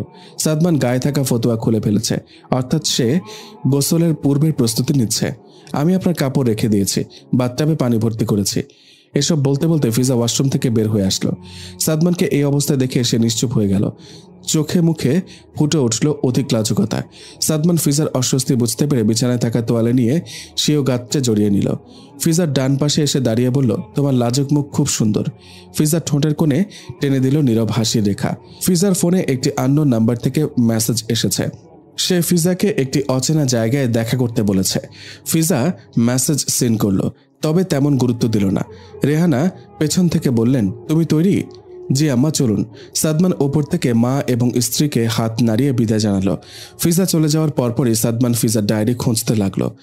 ঘণ্টাখানেক আগে একটি আননোন নাম্বার থেকে সাদমানের কাছেও মেসেজ এসেছে। সেখানে লেখা ছিল, ফিজা ভালো মেয়ে না, ওর ডায়েরি পড়ুন, তাহলেই তার সম্পর্কে পুরোপুরি জানতে পারবেন। পুরো আলমারি খোঁজা শেষে কোথাও ফিজার ডায়েরি নেই। নিজের ব্যাগে রাখতে পারে হয়তো। সাদমান ফিজার ব্যাগ চেক করলো। হ্যাঁ, ওখানেই ডায়েরি রয়েছে। সে এক এক করে ডায়েরির পাতা উল্টাতে থাকলো। একটি পৃষ্ঠায় এসে সে থমকে গেল। তার চোখ ভিজে উঠল। সাকিব সাহেব নিজ গাড়িতেই ঘুমিয়ে পড়ছেন। তিনি ভয়ানক দুঃস্বপ্ন দেখেছেন। গাড়িতে এসি চলছে, তবুও তিনি ঘেমে গিয়েছেন। গায়ের পাঞ্জাবি ভিজে বুকের সাথে মিশে আছে, কণ্ঠনালী বারবার ওঠানামা করছে। তিনি লম্বা শ্বাস নিয়ে দুঃস্বপ্ন দেখার পর যা করণীয় তাই করলেন। বড় মসজিদের ইমাম সাহেবের এই বিষয় নিয়ে অনেকবার আলোচনা করেছেন, অনেক হাদিস শুনিয়েছেন। আবু কাতাদাহ রাদিয়াল্লাহু তাআলা আনহু থেকে বর্ণিত, নবী করিম সাল্লাল্লাহু আলাইহি সাল্লাম বলেছেন, ভালো ও সুন্দর স্বপ্ন আল্লাহ তাআলার পক্ষ থেকে হয়ে থাকে, আর দুঃস্বপ্ন হয় শয়তানের পক্ষ থেকে। যদি কেউ ভালো স্বপ্ন দেখে তাহলে তা শুধু তাকেই বলবে যে তাকে ভালোবাসে, অন্য কাউকে বলবে না। আর কেউ যদি স্বপ্নে খারাপ কিছু দেখে, ঘুম থেকে জাগার পরপর শয়তান থেকে আশ্রয় প্রার্থনা করবে, আউযু বিল্লাহি মিনাশ শাইতানির রাজিম বলবে এবং বাম দিকে 3 বার থুথু নিক্ষেপ করবে। আর কারো কাছে স্বপ্নের কথা বলবে না। এমনটি করলে সেই স্বপ্ন কোনো ক্ষতি করতে পারবে না। বুখারী ও মুসলিম শরীফে হাদিস। সাকিব সাহেবকে অস্থির দেখে ড্রাইভার গাড়ি থামিয়ে বলল, স্যার আপনি ঠিক আছেন? হ্যাঁ আছি, তবে একটু অস্থির লাগছে। নিন পানি খান। ড্রাইভার একটি বোতল সাকিব সাহেবের দিকে এগিয়ে দিল। সাকিব সাহেব বোতলের অর্ধেক পানি খাওয়া শেষ করেই রেহানা বেগমকে ফোন দিলেন। তোমরা এখন কোথায়? একটু আগে বাসায় এসেছি। রাকি সাহেব এসেছিলেন। সাদমানকে দেখে গেল। বাসার সবাই ঠিক আছে? হ্যাঁ আছে, তবে আজ আমাদের সাথে বড় একটি দুর্ঘটনা ঘটেছিল। সাকিব সাহেব নড়ে চড়ে বসলেন। রেহানা বেগম বড় শ্বাস ফেলে বললেন, একটি কালো মাইক্রো আমাদের গাড়িতে ইচ্ছা করে ধাক্কা দিয়েছিল।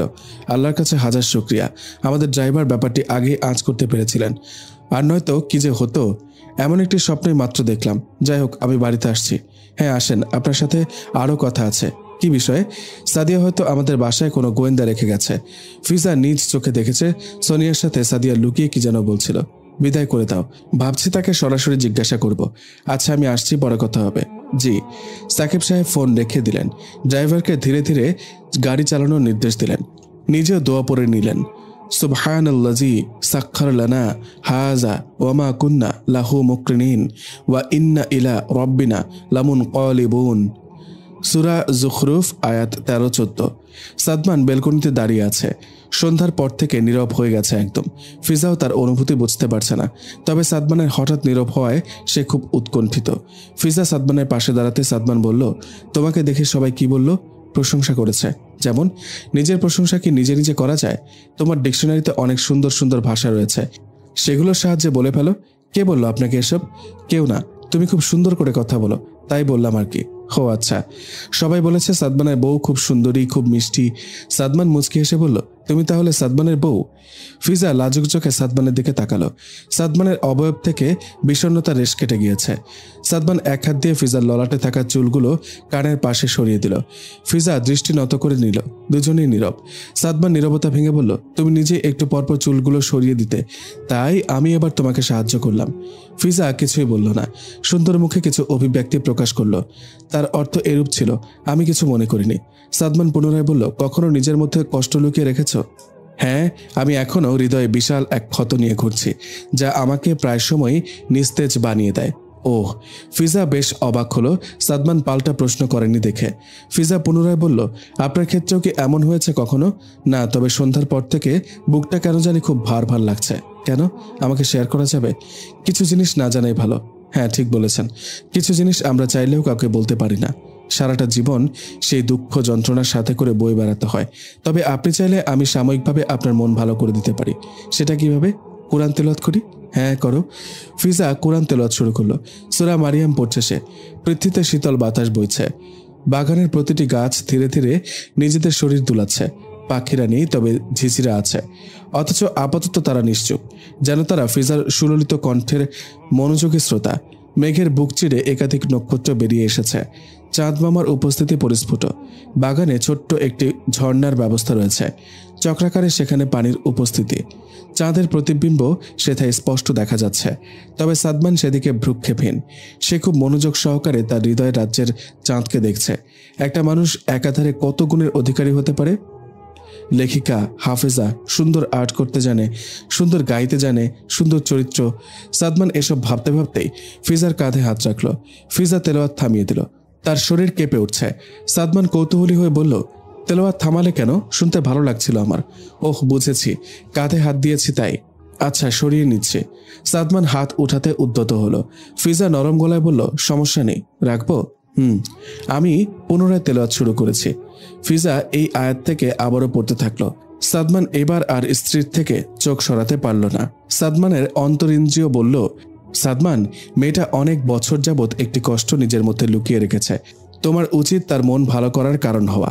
অথচ কি অদ্ভুত দেখো, সে তোমার মন ভালো করার জন্য চেষ্টা করছে। ফিজা তেলাওয়াত শেষ করে সাদমানের দিকে তাকিয়ে মুচকে হাসলো। সাদমান ফিজাকে আরও কাছে নিয়ে আসলো।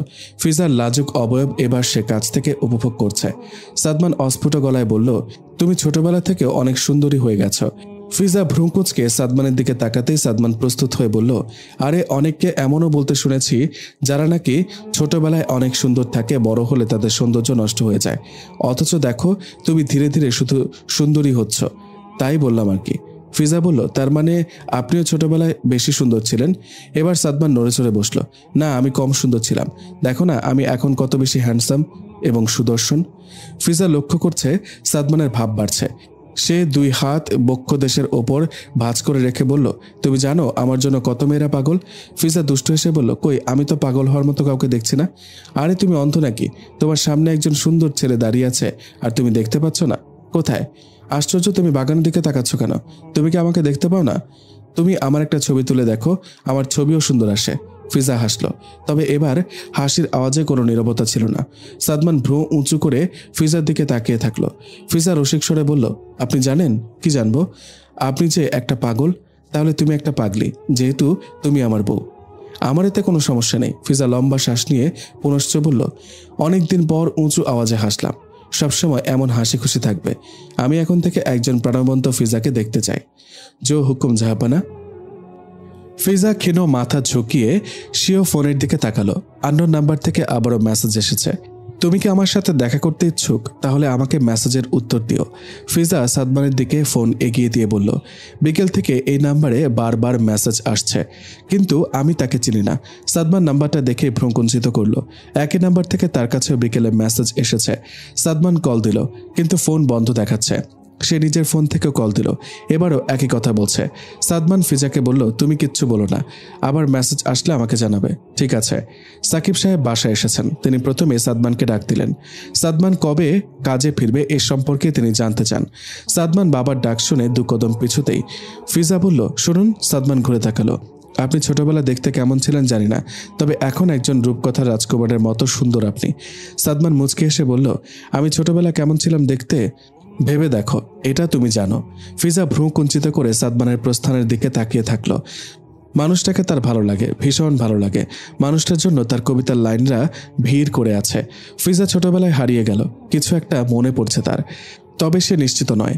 গৃহকর্মী সোনিয়া বাড়ি থেকে পালিয়েছে। কিছুটা প্রমাণ হয়তো তার থেকে সংগ্রহ করা যেত। এখন কিভাবে কি করবেন মাথা কাজ করছে না রেহেনা বেগমের। সাদিয়ার বাবা বেশ উত্তেজিত হয়ে আছেন। রাগে বাড়ির খুব দামি একটি জিনিস তিনি ভেঙে ফেলেছেন। কতিপয় বড়লোক মানুষদের কাছে এগুলো খুব স্বাভাবিক বিষয়। টাকা আছে তাদের, একটা গেলে আরও 10টা কিনে নেবেন। যাই হোক, সাদিয়া মেঝেতে বসে কান্না করছে। আরমান সাহেব কর্কশ গলায় বললেন, তুমি কি পাগল হয়ে গেছো? সাকিব সাহেব যদি কোনোভাবে জানতে পারে তুমি তার স্ত্রী এবং পুত্রবধূকে হত্যা করতে চেয়েছো, কি করবে তোমাকে? আন্দাজ আছে তোমার? বাবা, আমি সত্যিই পাগল হয়ে যাচ্ছি। আমি শুধু চাই ওই মেয়ে সাদমানের জীবন থেকে চলে যাক। আমি রুবির হেল্প নিয়েছিলাম, কিন্তু মেয়ের ওপর জাদুর কোনো প্রভাবই পড়েনি। তুমি এসব বাদ দাও। সাকিব সাহেবের ক্ষমতা কতখানি তুমি ভালোভাবে জানো। যদি জানতে পারে তুমি তার ছেলেকে কালো জাদু করেছ, আমাকে সহকারে জেলে ঢুকাবেন তিনি। সাদিয়া কাঁদো কাঁদো স্বরে বলল, আর কত বাদ দিব বাবা? সাদমান পুরোপুরি বদলে গেছে। আমার নম্বর ব্লক করেছে, সব জায়গা থেকে আমাকে ব্লক করেছে। ওই দিনের পর থেকে একবারও আমার সাথে কথা বলেনি। এসব কি তুমি দেখতে পাচ্ছ না? তুমি তোমার আত্মসম্মানের কথা ভুলে যাচ্ছ মা। তোমার বাবা মাকে ছোট করেছ। যে চলে গেছে তাকে যেতে দাও। জোর করে কিছুই হয় না। তুমিও নীরবে সরে আসো। শুধু শুধু কারোর জন্য নিজেকে কষ্ট দেয়া বোকামি। সাদিয়া বাবার পা জড়িয়ে বলল, কিছু করো বাবা। এবার আর আরমান সাহেব নিজেকে ধরে রাখতে পারলেন না। তিনি মেয়েকে অসম্ভব ভালোবাসেন। তিনি মেয়ের মাথায় হাত বুলিয়ে বললেন, ঠিক আছে আমি করব, তবে কথা দাও তুমি আমাকে না জানিয়ে আর কোনো ভুল করবে না। কথা দিলাম। সাদিয়া বাবাকে বিশ্বাস করেছে। এক হাত দিয়ে চোখ মুছে নিজের রুমের দিকে পা বাড়িয়েছে। সোনিয়া উঠোনে বাসন মাজায় ব্যস্ত। 2 হাত ছাই রঙে কালো হয়ে আছে। কখনো বা হাত ললাটে এসে পড়েছে, তাই এখানেও ছায়ের উপস্থিতি দেখা যাচ্ছে। সোনিয়ার 8 বছরের মেয়ে খুব কৌতূহলের সহিত মায়ের কপাল মুছে দিচ্ছে, আর বালিকা কণ্ঠে বলছে, মা তোর কপালে দেখে ছাই। সোনিয়া কপালে 4-5টা ভাঁজ ফেলে উত্তর দিচ্ছে, তোরে না কইছি একবার, মায়েরে তুই করে কইবি না? তুইও তো তোর মায়েরে তুই বলে ডাকিস। আমি যা করমু তাই তোর করতে হইব। সোনিয়ার বর তখন কাজে যাচ্ছিলেন। তিনি বিরক্ত স্বরে বললেন, তোর থেকে মাইয়া শিখছে এইসব। হয়েছে হয়েছে, আপনারা তো জ্ঞান দেওয়ান লাগবো না। আপনি যে কি করেন হেইডা আর মাইয়ার সামনে না ইবা কইলাম। সোনিয়ার বাসন মাজা শেষ, এখন সেগুলো ধুয়ে পরিষ্কার করতে হবে। সে পুকুর পাড়ে চলে এসেছে। পুকুরের বুকে অজস্র শুকনো পাতা ছড়িয়ে ছিটিয়ে আছে। মেয়ে গেছে অন্য বান্ধবীদের সাথে খেলতে। সোনিয়া উবু হয়ে জিনিসগুলো রাখার সাথে সাথেই পেছন থেকে রেহানা বেগমের আওয়াজ ভেসে আসলো। সোনিয়া বেশ ঘাবড়ে গেল। সে বুকে থুতু দিয়ে পেছনে ঘুরতেই রেহানা বেগম বললেন, তার মানে তুমি লুকিয়ে গ্রামে চলে এসেছ? সোনিয়া ভাঙা ভাঙা গলায় বলল, আপনারে আমার গ্রামের ঠিকানা কে দিল? তোমার কি মনে হয় তোমার সম্পর্কে বিস্তারিত না জেনে আমি তোমাকে কাজে রেখেছি? আচ্ছা বাড়িতে আহেন, চা নাস্তা দিই। যাব না, কিছু প্রশ্ন করব, সঠিক উত্তর দিবে। সোনিয়া শাড়ির আঁচল ঠিক করতে করতে একদিকে মাথা নাড়ালো। তুমি সাদিয়াকে কিভাবে চেনো এবং কবে থেকে চেনো? দেখো, সত্যি বলবে, কারণ তুমি ভালোভাবেই জানো আমাদের পুরো বাড়িতে সিসি ক্যামেরার ব্যবস্থা রয়েছে। সোনিয়া শাড়ির আঁচলে হাত মুছতে থাকলো। চেহারায় ফুটে উঠেছে অস্বস্তি। কি উত্তর দেওয়া উচিত বুঝে উঠতে পারছে না। হয়তো সে এমন প্রশ্নের জন্য প্রস্তুত ছিল না। রেহানা বেগম পুনশ্চ বললেন, কি হলো বলো? আসলে ম্যাডাম, আপনাদের বাসায় যেদিন কাজ নেই এর 1 মাস পর থেকেই আমি সাদিয়া ম্যাডামরে চিনি। মানে উনি আমারে মাঝে মাঝে মেলা টাকা দিত। কেন দিত?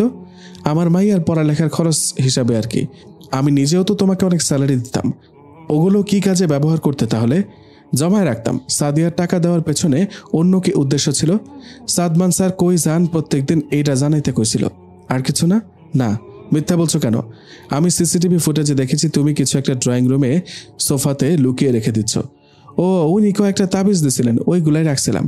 আমি তোমার জন্য এত কিছু করলাম আর তুমি নীরবে আমার সাথে প্রতারণা করলে? ক্ষমা করে দেন। তোমার চোখে বিন্দুমাত্র অনুশোচনা দেখতে পাচ্ছি না আমি। যেটা দেখতে পাচ্ছি সেটা হলো ভয়। যাই হোক, তোমার সাথে আর কোনো কথা বলতে ইচ্ছে হচ্ছে না আমার। আমি তোমার এখানে এসেছিলাম এটা যেন সাদিয়া না জানতে পারে। আর এখন থেকে সাদিয়ার ব্যাপারে আরও ইনফরমেশন আমাকে জোগাড় করে দিবে। ম্যাডাম, আমারে মাফ করে দেন, আমি এসব কাম আর করতে পারুম না। সাদিয়া তোমাকে যত টাকা দিত এর থেকেও বেশি টাকা দেব আমি। সোনিয়ার অবয়বের কাঠিন্য ধীরে ধীরে দূর হচ্ছে। সেখানে লিপসার উপস্থিতি দেখা যাচ্ছে। সে নর্বর শব্দে বলল, যেহেতু এত করে কইতেছেন, ঠিক আছে তাহলে এবার বলো, রুবি নামের কাউকে তুমি চেনো? সাদিয়ার বান্ধবী সে। রুবি নাম কিনা জানি না, তয় এইটা জানি ওনার এক বান্ধবী ওনার তাবিজ বানিয়ে দিত। যেটা ধারণা করেছিলাম। আমারে কিছু কইলেন? তার বাসা কোথায় জানো? সাদিয়া ম্যাডামের বাড়ির আশেপাশেই হইতে পারে। রেহানা আর কথা বাড়ালেন না। দ্রুত কদম ফেলে নিজ গাড়ির কাছে এসে উপস্থিত হলেন। গন্তব্য বাড়ি ফিরে যাওয়া। সাদিয়াকে কাবু করতে গেলে আরও প্রমাণের দরকার। সাদমান কিছুটা সুস্থ এখন, তাই কাজে বেরিয়ে পড়েছে। ঢাকাতে তাদের নিজস্ব ফ্যাক্টরি রয়েছে। এছাড়াও একাধিক কোম্পানি পরিচালনা করতে হয় সাদমানকে। অতএব এত সব সম্পদ সে বাবার সূত্রে পেয়েছে। তবে অন্য বড়লোক বাবার সন্তানদের মতো অযোগ্য হিসেবে নিজেকে গড়ে তোলেনি। সাদমান অফিস কক্ষে বসে আছে। এহেন সময় রেহানা বেগমের ফোন আসলো। আসসালামু আলাইকুম আম্মু। বলো। ওয়ালাইকুম আসসালাম। তুমি কি বাসায়? না, কেন? আমার বাসায় ফিরতে দেরি হবে, রাস্তায় ভিড় প্রচুর। তুমি ফিজাকে ফোন করে জানিয়ে দাও। আমি ফোন দিয়েছি কিন্তু ধরছে না। আচ্ছা, জানিয়ে দিচ্ছি। সাদমান ফিজার নাম্বারে কয়েকবার ফোন দিল। ফিজার ফোনে রিং হচ্ছে, কিন্তু অপর পাশ থেকে কেউ ফোন রিসিভ করছে না। সাদমান ঘাবড়ে গেল। বাসায় একজন গৃহ পরিচারিকা রয়েছেন, বাকি 2 জন 2 দিনের জন্য ছুটি নিয়েছে। সাদমান ল্যাপটপ থেকে বাড়ির সিসি ক্যামেরা চেক করলো। পুরো বাড়ি অন্ধকার হয়ে গেছে, অথচ এখন প্রভাতের বিদায় নেওয়ার সময় হয়েছে। সাদমান দেরি না করে গাড়ি নিয়ে বেরিয়ে পড়ল। মেইন দরজা খোলা ছিল। ড্রয়িং রুমের চারপাশের কাচ ভেদ করে সূর্যের আলো প্রবেশ করেছে। সাদমান সিঁড়ি বেয়ে উপরে উঠে গেল, নিজের বেডরুমে প্রবেশ করল। পুরো কক্ষে তমসা মিশে আছে। জানালার পর্দাগুলো ঘরে আলো প্রবেশ করতে বাধা দিচ্ছে। সাদমান লাইট অন করতেই ফিজাকে দেখতে পেল। খাটের একপাশে জড়সড় হয়ে বসে আছে। স্বীয় মুখচ্ছবি হাঁটুর ওপর লুকিয়ে রেখেছে। সাদমান ধীরে ধীরে ফিজার পাশে গিয়ে বসল। ডান হাত দিয়ে ফিজার পা স্পর্শ করতেই ফিজা না বলে চিৎকার দিয়ে উঠল। তুমি ঠিক আছো? ওহ, আপনি? আমি ভয় পেয়ে গিয়েছিলাম। কেন ভয় পেয়েছিলে? এমনি। বাসায় কেউ নাই কেন? রাজিয়া খালাম্মা একটু দরকারি কাজে বাইরে গিয়েছেন, একটু পরে চলে আসবেন। তোমাকে খুব ক্লান্ত দেখাচ্ছে। আমি একা একা থাকতে পারি না, ভয় পাই, তাই হয়তো। তাহলে উনাকে যেতে দিলে কেন? নিজের দুর্বলতা প্রকাশ করতে চাইনি। ওই দিন রাতে আমার মন ভালো করার জন্য কোরআন তেলাওয়াত করেছিলে। আজ আমি কি করব বলো? তুমি যেটা বলবে সেটাই করব। কিছুই করতে হবে না, আপনাকে দেখলে আমার মন ভালো হয়ে যায়। সাদমান মুচকে হাসলো। সে উভয়ের মাঝখানের দূরত্ব কমিয়ে ফিজার গা ঘেঁষে বসে এক হাত ফিজার কাঁধে রেখে বলল, ছোটবেলা থেকে কি একা থাকতে ভয় পাও? বছরখানিক আগ থেকে এমনটা হচ্ছে। ওহ, কারণ জানতে চাইবেন না? যদি গুরুত্বপূর্ণ কিছু হতো তবে তো আমার বউ বলতোই, তাই না? ফিজা মুচকি হেসে স্বীয় মস্তিষ্ক সাদমানের কাঁধে রেখে বলল, আপনি খুব ভালো মানুষ সাদমান। এজন্যই হয়তো বাংলাদেশে আপনার শুভাকাঙ্ক্ষীর সংখ্যা এত বেশি। যাক, বাদ দাও এসব। তোমার চুলগুলো এলোমেলো হয়ে আছে, সকালে চিরুনি করা হয়নি তাই। আমি করে দিব। পূর্বে করেছেন? না, চেষ্টা করে দেখি। ঠিক আছে। সাদমান ড্রেসিং টেবিল থেকে একটি চিরুনি এনে বউয়ের পাশে বসল। সে খানিকক্ষণ পর এটা আবিষ্কার করল, চিরুনিটি ভালো নয়, তাই সে চুলের জট ছাড়াতে পারছে না। ফিজা একগাল হেসে বলল, আচ্ছা, তাহলে আমরা অন্য একটি চিরুনি দিয়ে চেষ্টা করে দেখতে পারি। হ্যাঁ, ঠিক বলেছ। সাদমান আরেকটি চিরুনি দিয়ে পুনশ্চ চেষ্টা করল। এবারও সে একই কথা বলল। ফিজা উঁচু আওয়াজে হেসে বলল, কি করি বলুন তো? এই চিরুনিটাও ভালো না। হ্যাঁ একদম, কি করা যায় বলো তো? আর ক্ষণে ক্ষণে বলছে, আপনি সত্যি একটা পাগল। নিজের ব্যর্থতার দোষ চিরুনির ওপর দিচ্ছেন। সাদমান কোনো উত্তর দিল না, এক দৃষ্টিতে ফিজার দিকে তাকিয়ে রইল। মেয়েটাকে হাসলে অসম্ভব সুন্দরী লাগে। শুভ্র দাঁতগুলো বেরিয়ে যায়, চোখ দুটো ছোট ছোট হয়ে যায়, দুগাল রক্তিম বর্ণ ধারণ করে, চুলগুলো বারবার কপালে এসে পড়ে।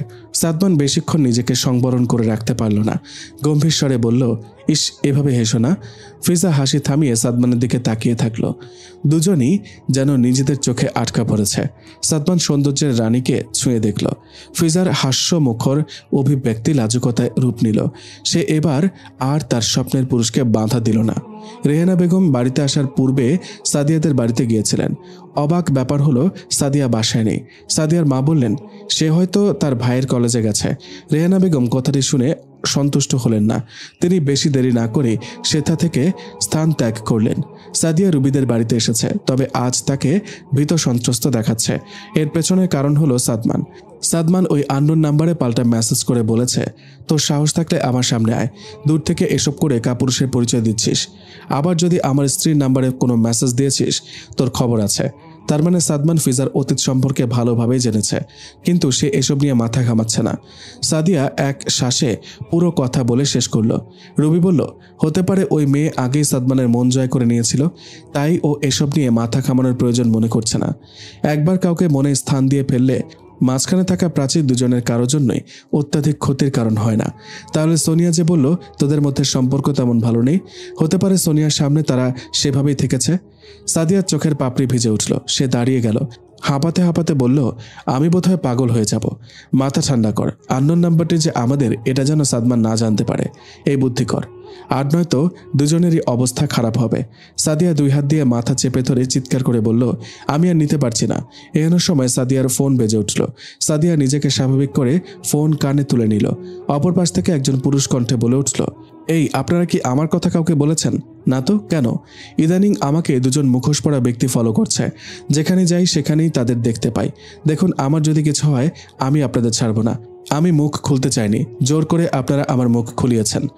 সাদিয়া ফোন রেখে দিল। দুজনের চোখে মুখেই ফুটে উঠল অতিশয় আতঙ্ক। এসবের পেছনে নীরব সাদমানের হাত নেই তো?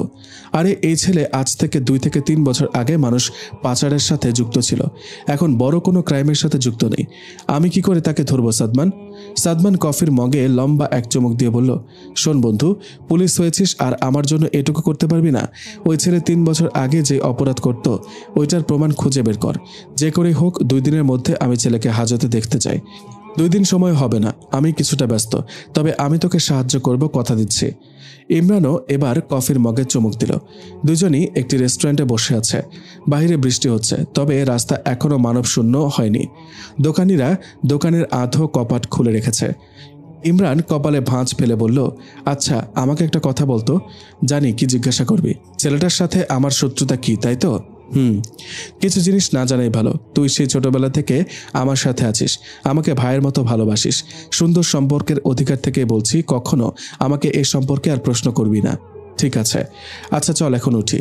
সাদমান দাঁড়াতে দুজন মেয়ে ফোন হাতে নিয়ে ছুটে আসলো। ভাইয়া, আমরা আপনার অনেক বড় ভক্ত, একটা সেলফি তোলা যাবে? সাদমান মুচকে এসে জবাব দিল, আমি সিদ্ধান্ত নিয়েছি এখন থেকে আর মেয়েদের সাথে সেলফি তুলব না। যতই হোক আমার নিজেরও তো একটা পর্দার ব্যাপার স্যাপার আছে, তবে আপনারা যদি অনুমতি দেন তাহলে অটোগ্রাফ দিতে পারি। মেয়ে দুটি হাসি মুখে বলল, ভাইয়া, ভাবি না করেছে বুঝি? না না, তেমন কিছু না, ধীরে ধীরে নিজেকে পরিবর্তন করার চেষ্টা করছি। সাদমানের অটোগ্রাফ দেওয়া শেষ। এমন সময় একটি মেয়ে বলে উঠল, ভাইয়া, ভাবিকে তো আমাদের সাথে পরিচয় করাননি এখনো।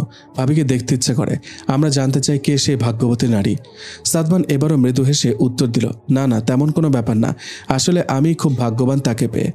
ইমরান পেছন থেকে বলল, প্রজাপতি নামের কোনো লেখিকাকে চেনেন আপনারা? হ্যাঁ চিনি, এটা ওনার ছদ্মনাম, খুব ভালো লিখেন তিনি। উনি কে ভাইয়ার স্ত্রী? হ্যাঁ। সাদমান ইমরানের দিকে হা করে তাকিয়ে থাকলো। বন্ধুকে স্ত্রীর আসল পরিচয় সম্পর্কে জানিয়েছিল, তবে অন্য কাউকে জানানোর বিষয়ে আগ্রহী ছিল না সে। ইমরান কথা ঘোরাতে যাবে তৎক্ষণাৎ সাদমান বলল, জি, আমাদের জন্য দোয়া করবেন কেমন? অবশ্যই ভাইয়া, আপনার স্ত্রীর সম্পর্কে অনেক জানার ইচ্ছা ছিল, জানতে পেরে খুব খুশি হয়েছি। মেয়ে দুটো সেখানে আর বেশিক্ষণ দেরি করল না, দ্রুত প্রস্থান নিল। সাদমান ইমরানের দিকে তাকাতেই ইমরান জিভে কামড় দিয়ে বলল, কোনো সমস্যা হবে না তো? না, সমস্যার কি আছে? বাকি আমি চেয়েছিলাম ফিজা নিজ মুখে আমাকে বলুক, তাই অপেক্ষা করেছিলাম। তোর কি মনে হয় ওরা দুজন বিষয়টি বলে দিবে? বলবেই তো, একটা পোস্ট করে দিলেই তো দ্রুত ভাইরাল হয়ে যাবে। যাই হোক, কোনো বিষয় না, বাদ দে এসব। তুই এখন কোথায় যাবি? অফিসে। আমিও যাব, চল যাই। বৃষ্টি এখন কিছুটা কমেছে। সাদমান এক হাত দিয়ে মাথা আবরণ করে গাড়িতে উঠে পড়ল। ফিজা বাগানে বসে লিখছে। বৃষ্টি স্নাত সেরে বাগানের পরিবেশ বেশ রোমাঞ্চকর। সবুজ পাতারা পানির ছোঁয়ায় সিক্ত। পৃথ্বীতে শীতল বাতাস, ঘাসের ডগায় শুভ্র জলবিন্দু। ফিজা জুতাবিহীন পা জমিনে ছেড়ে দিয়েছে। এত সুন্দর পরিবেশে লেখার আগ্রহ হওয়া স্বাভাবিক, কিন্তু ফিজার মধ্যে তেমন কোনো পরিবর্তন দেখা যাচ্ছে না। এবছর বইমেলায় তার একটি বই বের হবে, কিন্তু সে কিছুতেই লেখায় মন বসাতে পারছে না। এক লাইন লিখে গালে হাত দিয়ে বসে থাকে। ঠোঁটের কোণে পরিস্ফুট হয়ে ওঠে লজ্জা মিশ্রিত হাসি। খানিকটা পর নিজ হাতেই মাথায় ক্ষীণ আঘাত করে কল্পনা জগৎ থেকে বের হয়ে আসে আর গম্ভীর স্বরে বলে, আপনার জন্য আমি লিখতেও পারি না। সবসময় আপনি বিরক্ত করতে থাকেন সাদমান। বাসায় নেই, তবুও মনে হচ্ছে আশেপাশে আপনি রয়েছেন। ফিজা নিজেকে স্বাভাবিক করে দ্বিতীয় লাইন লিখল। পুনরায় কল্পনার রাজ্যে প্রবেশ করল। তবে এবার সেথায় দীর্ঘ সময় থাকতে পারল না। রেহেনা বেগমের নাম্বার থেকে ফোন এসেছে। ফিজা ফোন কানে তুলে নিতেই ড্রাইভার বলল, ভাবি, ম্যাডাম গাড়িতে অজ্ঞান হয়ে পড়েছে। ফিজা দাঁড়িয়ে গেল। চোখে মুখে ফুটে উঠেছে গাঢ় ভীতি। সে ভাবলেশহীন কণ্ঠে বলল, আব্বাকে জানিয়েছেন? আমার ফোনে টাকা নেই, তাই আমি ম্যাডামের ফোন থেকে আপনাকে ফোন দিয়েছি। ঠিক আছে, অপেক্ষা করেন, আমি সাদমানকে জানাচ্ছি। ফিজা সাদমানকে এক শ্বাসে সব খুলে বলল। সাদমান এক মুহূর্ত দেরি না করে মাকে নিয়ে হাসপাতালে চলে গেল। দুপুর গড়িয়ে বিকেল হয়ে গেছে, এখনও তার জ্ঞান ফেরেনি। সাকিব সাহেব, ফিজা সকলেই হাসপাতালে চলে গিয়েছে। সন্ধ্যা নামার পূর্ব মুহূর্ত এবার আর সাদমান নিজেকে সংবরণ করে রাখতে পারল না। তার গাল বেয়ে দুফোঁটা অশ্রু মেঝেতে গড়িয়ে পড়ল। ফিজা পাশেই ছিল। বেচারিও খুব ক্লান্ত। অনেকক্ষণ কেঁদেছে সে। ফিজার মা, বাবা, ভাই বোন প্রত্যেকে এসেছে। ফিজা সাদমানের কাঁধে হাত রেখে বলল, ঠিক হয়ে যাবে, এত ভেঙে পড়বেন না। সাদমান বসা অবস্থায় অবুঝ বাচ্চাদের মতো ফিজাকে জড়িয়ে ধরল, যেন এখন তার খুব বেশি সান্ত্বনার প্রয়োজন। পাশে থাকা ফিজার মা, ভাইরা উঠে গেল। ফিজা সাদমানের কাঁধে হাত বুলানো ছাড়া কিছুই করতে পারল না। মা বাবার কিছু হলে কতটা কষ্ট হয় ফিজার থেকে বেশি এ সম্পর্কে কেই বা জানতে পারে। আজও প্রতি মুহূর্তে সে তার বাবাকে মিস করে। ফিজা কাঁদো কাঁদো গলায় বলল, অনেক কষ্ট হচ্ছে তাই না? হ্যাঁ, অনেক। এর আগে আম্মুর সাথে কখনো এমন হয়নি। আমি আম্মুকে অনেক বেশি ভালোবাসি। ইনশাআল্লাহ কিছুই হবে না। ধৈর্য রাখতে পারছি না, রাখতে হবে। সংবাদকর্মীরা এতক্ষণে সাদমানের মায়ের অসুস্থতার খবর মিডিয়াতে প্রচার করে ফেলেছেন। সাদিয়া ফোন হাতে নিয়েই মুচকি হাসল। রুবি কাঁপা স্বরে বলল, এত নিশ্চিন্তে কিভাবে আছিস তুই? আমরা কিছু করিনি, নিশ্চিন্তে থাকাটা স্বাভাবিক। ওই ফুলগুলো ওনার কাছে তুইই পাঠিয়েছিস, যেগুলোর ঘ্রাণ নেওয়ার পর তিনি অজ্ঞান হয়েছেন। প্রমাণ আছে কোনো? হ্যাঁ, তা নাই, কিন্তু এর আগে তিনি আমার সাথে কথা বলেছেন। তুই শুধু ওনাকে কোথায় দেখা করতে হবে এ সম্পর্কে জানিয়েছিস। তাহলে এসবে তোর হাত থাকবে কেন? এতটা সহজভাবে যদি তারা চিন্তা করে তাহলে তো ভালোই, কিন্তু এসব কেন করেছিস? তোর সাথে দেখা করলে তিনি সত্যটা জেনে যেতেন, তাই এসব করেছি। এখন যতদিন ওনার জ্ঞান ফিরবে না ততদিনে তুই অন্য কোথাও চলে যেতে পারবি। আমাকে যেন কোনো ঝামেলায় পড়তে না হয়। আমি শুধু তোর কথায় এসব করেছি। ঠিক আছে, পড়বি না, চিন্তা করিস না।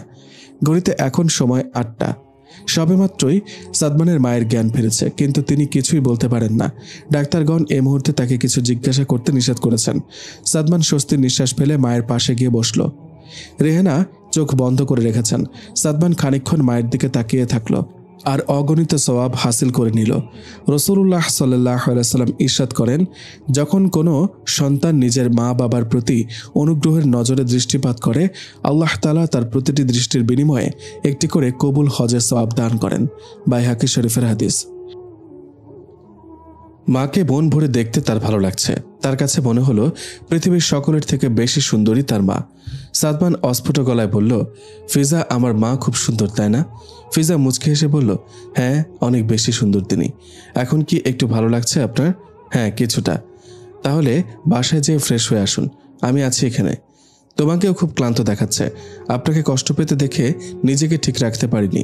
ভালোবাসো আমাকে? হ্যাঁ, অনেক বেশি। সাদমান মুচকে হাসল। ফিজা পুনরায় বলল, কি হলো জান? ঠিক আছে, যাচ্ছি। আর কিছু লাগলে আমাকে ফোন দিও। আব্বাকেও সাথে করে নিয়ে যান। উনি আজ অনেক পরিশ্রম করেছেন, ওনার বিশ্রামের প্রয়োজন। ঠিক আছে, তুমি যা বলবে মহারানী। সাদমান চলে আসলো। হাসপাতালে ফিজা আর তার ভাই থেকে গেল। রেহানা বেগমকে বাড়িতে আনা হয়েছে। এখন তিনি কিছুটা সুস্থ। কিভাবে কি হয়েছিল পুরো বিস্তারিত ছেলেকে আর বরকে জানিয়েছেন। 4 রাস্তার মোড়ে একটি বাচ্চা মেয়ে ফুল বিক্রি করছিল। সহসা গাড়ির কাছের সামনে এসে 2-3 বার টোকা দিল। রেহানা বেগম আগ্রহ নিয়ে তাকালেন। মেয়েটি হাতের ফুল দেখিয়ে বলল, ম্যাডাম একটা ফুল নেন না। রেহানা বেগম বললেন, নাম কি তোমার? ফারজানা। বাড়ি কোথায়? এই তো সামনে। তোমার বাবা কি করে? বাবা নেই, মা আছে কিন্তু অসুস্থ। রেহানা বেগমের বেশ মায়া হলো। তিনি সবগুলো ফুল কিনে নিলেন। মেয়েটি রেহানার এহেনে চরিত্রে বেশ অবাক হলো। বুঝতেই পারল না অজ্ঞাত একজন ব্যক্তি কেন তাকে ফুল দেওয়ার ব্যাপারে বাধ্য করেছে। এই জন্য তাকে ভালো টাকাও দেওয়া হয়েছে। মেয়েটি রুক্ষ অবয়বে রেহানার গাড়ির দিকে তাকিয়ে থাকলো। গাড়ির সামনে চলতে শুরু করেছে। আকাশে মেঘ ডাকছে, মনে হচ্ছে বৃষ্টি হবে। বৃষ্টি হওয়ার পূর্বের বাতাস ধুলাবালির সাথে নিয়ে জমিনের দিকে এগিয়ে আসছে। নিচে পড়ে থাকা কাগজ, পলিথিনও তাদের সাথে তাল মিলাচ্ছে। প্রত্যেকেই নিজেদের প্রস্তুত করে সামনে এগিয়ে যাচ্ছে। খানিকক্ষণ পর ড্রাইভার গাড়ি থামালেন। রেহানার আচানক অজ্ঞান হয়ে যাওয়ায় তিনি বেশ বিচলিত। এটাই ছিল আগের দিনের কাহিনী। সাকিব সাহেব বেশ রেগে আছেন। বাচ্চা মেয়েটি নিজের সরলতায় মানুষদের কাবু বানিয়ে সর্বনাশ করছে। তিনি এসবের একটা বিহিত করতে চান, কিন্তু সাদমান এখানে রহস্যের গন্ধ পাচ্ছে। বাচ্চা মেয়েটি যদি নিজের স্বার্থে এমনটি করত, তাহলে সে কিছু একটা অবশ্যই আম্মুর কাছ থেকে নিয়ে যেত। অথচ সে এমন কিছুই করেনি। হতে পারে মেয়েটাকে অন্য কেউ চালিত করছে, যে আমাদের পূর্ব পরিচিত। সাকিব সাহেব ছেলের কথার প্রেক্ষিতে বলল, তোমার কথা একদম ফেলে দেওয়ার মতো নয়, কিন্তু কে এসব করতে পারে ধারণা করতে পারছো? সময় লাগবে, অবশ্যই আমি খুঁজে বের করব। কথোপকথন শেষ করে প্রত্যেকে যার যার রুমে চলে গেল। ফিজা রেহানার কক্ষেই থেকে গিয়েছে। রেহানা রুবির বিষয়টি ফিজাকে খুলে বললেন। ফিজা অস্ফুট গলায় বলল, আম্মা, আমি কি সাদমানকে এ সম্পর্কে জানাবো? হ্যাঁ, জানিয়ে দাও, তবে সাবধানে। আমি চাই না আমার ছেলের আর কোনো ক্ষতি হোক। চিন্তা করবেন না, আমি ওনার পাশে থাকব। রেহানা বেগম আর কথা বাড়ালেন না। অতঃপর ফিজা তাকে খাবার খাইয়ে দিলেন। রেহানা বেগম পুত্রবধূর আচরণে বেশ আনন্দিত। সবসময় তার মনে আক্ষেপ ছিল একজন মেয়ের মা হবেন। আল্লাহ তার আশা পূরণ করেছেন। ঘড়িতে সময় 12টা। সাদমান চোখ বুজে আছে। শত চেষ্টা করে ঘুমাতে পারছে না। মস্তিষ্কে উদ্বিগ্নের উপস্থিতি, চেহারায় শঙ্কার আবির্ভাব গাঢ়। তার মনে হচ্ছে কেউ একজন তার পরিবারকে ধ্বংস করে দিতে চাচ্ছে, কিন্তু সে তার পরিবারকে ভীষণ ভালোবাসে। সাদমান ডান দিকে ফিরতেই ফিজার হাতে হাত পড়ল। ঘুমে বিভোর ফিজা নাকি কণ্ঠে বলল, এখন না, এখন না, পরে। সাদমান মুচকি হাসল। সে ড্রিম লাইটের আলোয় খানিকক্ষণ স্ত্রীর দিকে তাকিয়ে থাকলো। শত চেষ্টা করেও ঘুমের দেখা পেল না সে। এপাশ ওপাশ করে উঠে বসল। আজকে চাঁদ পরিস্ফুট। আকাশে মেঘের উপস্থিতি ক্ষীণ। বাগানে মেঘ, ঠান্ডা বাতাস। সে বেলকনিতে যেয়ে বসে থাকলো। বেলকনিতে 2টি চেয়ারের ব্যবস্থা আছে। কে বা কারা তার শত্রু সে খুঁজে পাচ্ছে না। আকস্মিক পেছন থেকে আওয়াজ আসলো, না ঘুমিয়ে এখানে বসে আছেন যে? আওয়াজটি তার পরিচিত। সাদমান পেছনে না ফিরেই বলল, ঘুম আসছে না আমার। কেন? আম্মুর বিষয়টা নিয়ে চিন্তিত। একটা কথা বলি, বলো, আপনি সাদিয়াকে কতটা চেনেন? চিনি, ভালোভাবেই চিনি। কেন? আম্মা আজ একটা কথা বললেন। আচ্ছা, শুরু থেকে সব খুলে বলি আপনাকে। বলো। ফিজা শুরু থেকে সব কিছু জানালো সাদমানকে। সাদমান বিস্ময় হয়ে সব শুনল। এসব তার কাছে অবিশ্বাস্য লাগছে। সাদমান ললাটে ভাঁজ ফেলে বলল, কিভাবে ধরবো তাদের? আমরা রুবির কাছে ছদ্মবেশে যাব, অথবা অন্য কাউকে তার সমস্যা নিয়ে পাঠাবো। এরপর তার থেকে সাহায্য চাইব। যদি সে কোনো কালো জাদুর সাহায্যে বিষয়টি সমাধান করে দেয়, তাহলে বিষয়গুলো পরিষ্কার হয়ে যাবে। এভাবেই ধীরে ধীরে সাদিয়ার কীর্তিকলাপ আমরা জানতে পারবো। আর এজন্য যদি বাংলাদেশে কোনো শাস্তি লেখা থাকে, সেটাও তার ওপর প্রয়োগ করা হবে। সাদমান মুগ্ধ হয়ে ফিজার কথা শুনছিল। সে এক হাত দিয়ে ফিজার মাথায় হাত বুলিয়ে বলল, দারুণ বলেছ পুচকি, তুমি হলে বিউটি উইথ ব্রিলিয়ান্ট পুচকি। এ নামে আমাকে একজন ছেলে ডাকত। কোথায় দেখেছিলে তাকে? আমার বাবা আমাদের একবার পাহাড়ি এলাকায় ভ্রমণে নিয়ে গিয়েছিলেন। সেখানে আমরা 1 মাস ছিলাম। তখন এক বড়লোক বাবার ছোট্ট ছেলের সাথে পরিচয় হয় আমার।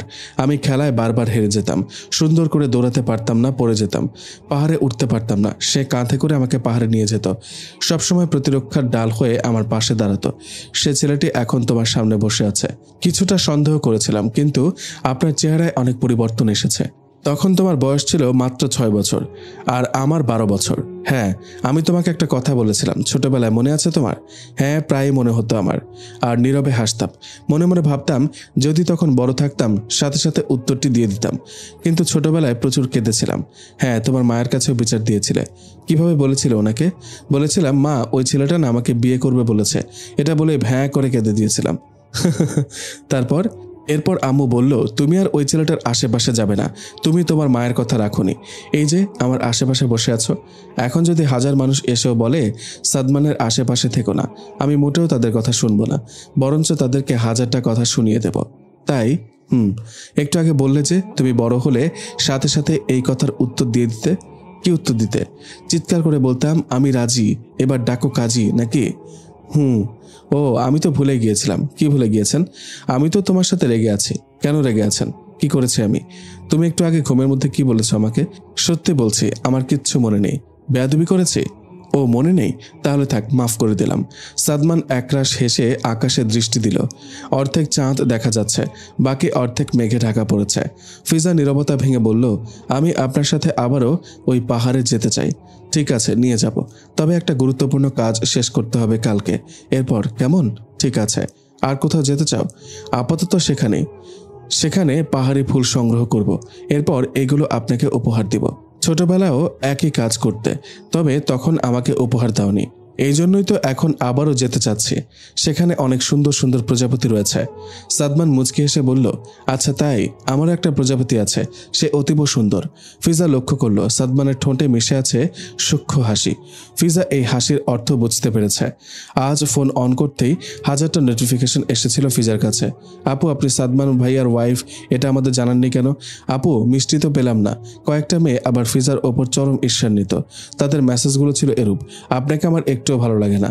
ফিজার অবশ্য এসবে কিছু যায় আসে না। সে শুধু জানে তার একজন মানুষ রয়েছে যাকে সে অসম্ভব রকমের ভালোবাসে। তার মানে সাদমান সবকিছুই জানে, কিন্তু কিভাবে জেনেছে এটাই মাথায় আসছে না ফিজার। সাদমান নীরব দৃষ্টিতে বাগানের দিকে তাকিয়ে আছে। কিছুক্ষণ পর সে নিজে থেকে বলল, এখন আমার ঘুম ঘুম পাচ্ছে। ফিজা বলল, আর 1 ঘন্টা পর ফজরের আজান দিবে, একেবারে নামাজ পড়ে ঘুমালে কেমন হয়? অবশ্যই ভালো হয়, তবে এখন আমরা একটা কাজ করতে পারি। কি কাজ বলো? আমরা তাহাজ্জুদ নামাজ পড়তে পারি। এই নামাজের ফজিলত কতখানি আমরা সকলেই কম বেশি জানি। এই নামাজ দ্রুত গতিতে আল্লাহর সাথে সম্পর্ক মজবুত করে দেয়। হাদিস শরীফে রয়েছে, নবীজি সাল্লাল্লাহু আলাইহি ওয়াসাল্লাম ইরশাদ করেছেন, প্রতি রাতের শেষ তৃতীয়াংশে আল্লাহ তাআলা দুনিয়ার আকাশে নেমে আসেন এবং বলেন, যে আমাকে ডাকবে আমি তার ডাকে সাড়া দেব, যে আমার কাছে কিছু প্রার্থনা করবে আমি তাকে তা দান করব, যে আমার কাছে ক্ষমা চাইবে আমি তাকে ক্ষমা করে দেব। বুখারী এবং মুসলিম শরীফের হাদিস। মহান আল্লাহ রাতের নামাজের গুরুত্ব কোরআনুল কারিমে এভাবে তুলে ধরেছেন। নিশ্চয়ই রাতের বেলার জেগে ওঠা আত্মসংযমের জন্য বেশি কার্যকর এবং স্পষ্ট কথা বলার জন্য বেশি উপযোগী। সূরা মুজাম্মিল আয়াত 6। তিনি আমাদের এত নিয়ামত দিয়েছেন, আমাদের উচিত বেশি বেশি ইবাদত করার মাধ্যমে তার নিয়ামতের শুকরিয়া আদায় করা। তাই আমি নিয়ত করছি, এখন থেকে আমরা সপ্তাহে 3 দিন তাহাজ্জুদের জন্য বরাদ্দ করব। হ্যাঁ, এটা ভালো হয়, তবে তুমি আমাকে জাগিয়ে তুলবে। অবশ্যই জাগাবো। অজুর পানি সামনে এনে দেব, জায়নামাজ বিছিয়ে দেব, আপনি শুধু নামাজ পড়বেন। ঠিক আছে মিষ্টি বউ, তাহলে চলো এখন উঠি। দুজনেই আল্লাহর স্মরণে নেমে পড়ল। এ যেন তাদেরকে স্বর্গীয় সুখের অনুভূতি এনে দিচ্ছে। ইকবালকে একটি অন্ধকার ঘরে আটকে রাখা হয়েছে। সে এখনো অচেতন। জ্ঞান ফিরে তাকাতেই হয়তো অবাক হয়ে যাবে। কি হচ্ছে নিজের সাথে কিছুই বুঝতে পারছে না সে।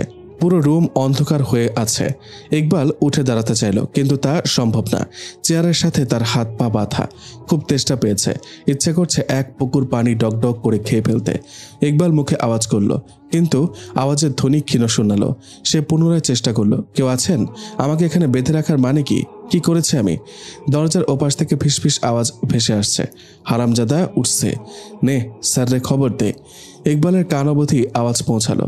কি কারণে তাকে আটকে রাখা হয়েছে সে জানে না। ইকবাল ভাঙা গলায় বলল, আমাকে একটু পানি দিবেন? বাহির থেকে আওয়াজ আসলো, পানি দিয়ে কি করবি? খাবো তো, খুব তেষ্টা পেয়েছে। স্যারের বারণ আছে। আপনাদের স্যারকে? আর আমি ওনার সাথে কি এমন করেছি যে আমাকে আটকে রাখা হয়েছে? স্যার আসলেই জিজ্ঞাইস। ইকবাল 2 ঠোঁট ভাঁজ করে স্যারকে উদ্দেশ্য করে 2-4টা গালি দিল, তবে খুবই আস্তে। ঘণ্টাখানেক পর কক্ষে একজন সুদর্শন যুবক প্রবেশ করল। ইকবালের ললাটে বিন্দু বিন্দু ঘাম, অবয়বে একরাশ ক্লান্তি। শ্বাস গ্রহণে অধিক সমস্যা। তবুও সে মাথা উঁচু করে তাকালো এবং সর্বশক্তি দিয়ে বলল, তুই তো ফিজার স্বামী, তাই না? তোর বউয়ের স্বাদ আমি আগেই নিয়ে ফেলছি। অবশ্য বলতেই হয়, তুই জিতছস। সাদমান কোনো কথা না বলেই শরীরের সব শক্তি দিয়ে ইকবালের নাক বরাবর মুষ্ঠাঘাত করল। ইকবাল চেয়ার ছিটকে নিচে পড়ে গেল, নাক ফেটে গেছে। সাদমান আরও একবার অনুরোধ করল। ইকবালের দাঁত ভেঙে জিভে ঢুকে পড়ল। ইকবাল ব্যথায় চিৎকার করে উঠল। সাদমান নিজেকে সংবরণ করতে পারল না। সে রাগত স্বরে বলতে থাকলো, তুই জানিস মেয়েটা মৃত্যুর মতো বেঁচে আছে? ভয়ে অন্ধকার রুমে থাকতে পারে না, সামান্য হাসতেই ভয় থাকে। খারাপ কিছু হবে না তো তার সাথে? কখনো কখনো আমার স্পর্শ তাকে ভীত করে তোলে। কেন এমন করেছিলি তুই? সাদমান পুরোপুরি নিজের ওপর থেকে নিয়ন্ত্রণ হারিয়ে ফেলেছে। সে হাত পা দুটোর সাহায্যে ইকবালকে প্রহার করছে। ইমরান সঠিক সময় এসে সেথায় উপস্থিত হলো, সাদমানকে শান্ত করল। রক্তাক্ত ইকবাল মেঝেতে শুয়ে থেকেই বলল, আমি এতদিন অনুতপ্ত ছিলাম, কিন্তু আজ থেকে আর অনুতপ্ত হব না। সাদমান পুনরায় তাকে মারতে উদ্বুদ্ধ হলে ইমরান তাকে নিয়ে বাইরে চলে আসলো। ইমরান কিছু একটা বুঝতে পারছে, কিন্তু প্রিয় বন্ধু তাকে প্রশ্ন করতে নিষেধ করেছিল, তাই ইমরান নীরবতার পথ বেছে নিল। দিনটি ছিল মেঘলা। ফিজার বাবা মারা যাওয়ার পর তারা গ্রামে চলে যায়, সেখানেই স্থায়ী বসবাসের সিদ্ধান্ত নেয়। আফজাল সাহেবের মৃত্যুর পর এই পরিবারটি মানসিক আর্থিক দুইভাবেই খুব ভেঙে পড়ে, আর এই সুযোগটি কাজে লাগানোর জন্য ইকবাল ফিজাদের বাড়িতে বিয়ের প্রস্তাব নিয়ে যায়। ইকবাল ভালো ছেলে নয়, এলাকার বখাটে ছেলে হিসেবে তার বেশ নাম রয়েছে। ফিজার মা ইকবালের দেওয়া প্রস্তাব প্রত্যাখ্যান করেন। তিনি সব জেনে শুনে কখনোই তার মেয়েকে অন্ধকার ভবিষ্যতের দিকে ঠেলে দিতে পারেন না। কিন্তু ইকবালের পরিবার এই প্রত্যাখ্যান সহজভাবে মেনে নিতে পারেননি। ইকবাল দ্বিতীয়বারও একই প্রস্তাব নিয়ে যায়। বিয়ের পর পূর্ণ ভালো হয়ে যাবে বলে শপথ গ্রহণও করে। ফিজার মা সেদিন বলেছিলেন, মানুষের অভ্যাস পরিবর্তন হয়, তবে চরিত্র না। খারাপ চরিত্র তোর আত্মা শরীরের সাথে মিশে আছে। আমার মেয়েকে দরকার হয় আলমারিতে সাজিয়ে রাখবো, তবুও তোর মতো ছেলের হাতে তুলে দেব না। এই কথাটি ইকবালকে বেশ আহত করেছিল। সে সেদিন কিছু না বলেই স্থান ত্যাগ করেছিল। এর 3 দিন পর ফিজাকে তার বোনের মাধ্যমে এক পড়শির বাসায় নিয়ে আসে সে। সেখানে যাওয়াই ছিল ফিজার জীবনের সবচেয়ে বড় ভুল।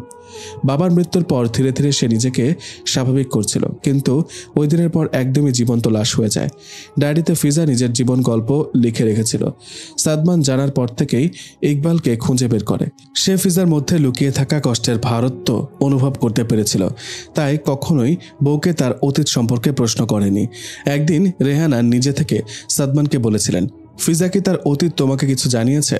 সাদমান বীর পুরুষের ন্যায় উত্তর দিয়েছিল, আমি তাকে ভালোবাসি মা, আর যাকে ভালোবাসি তার দুর্বলতাগুলো কেনই বা জানতে হবে?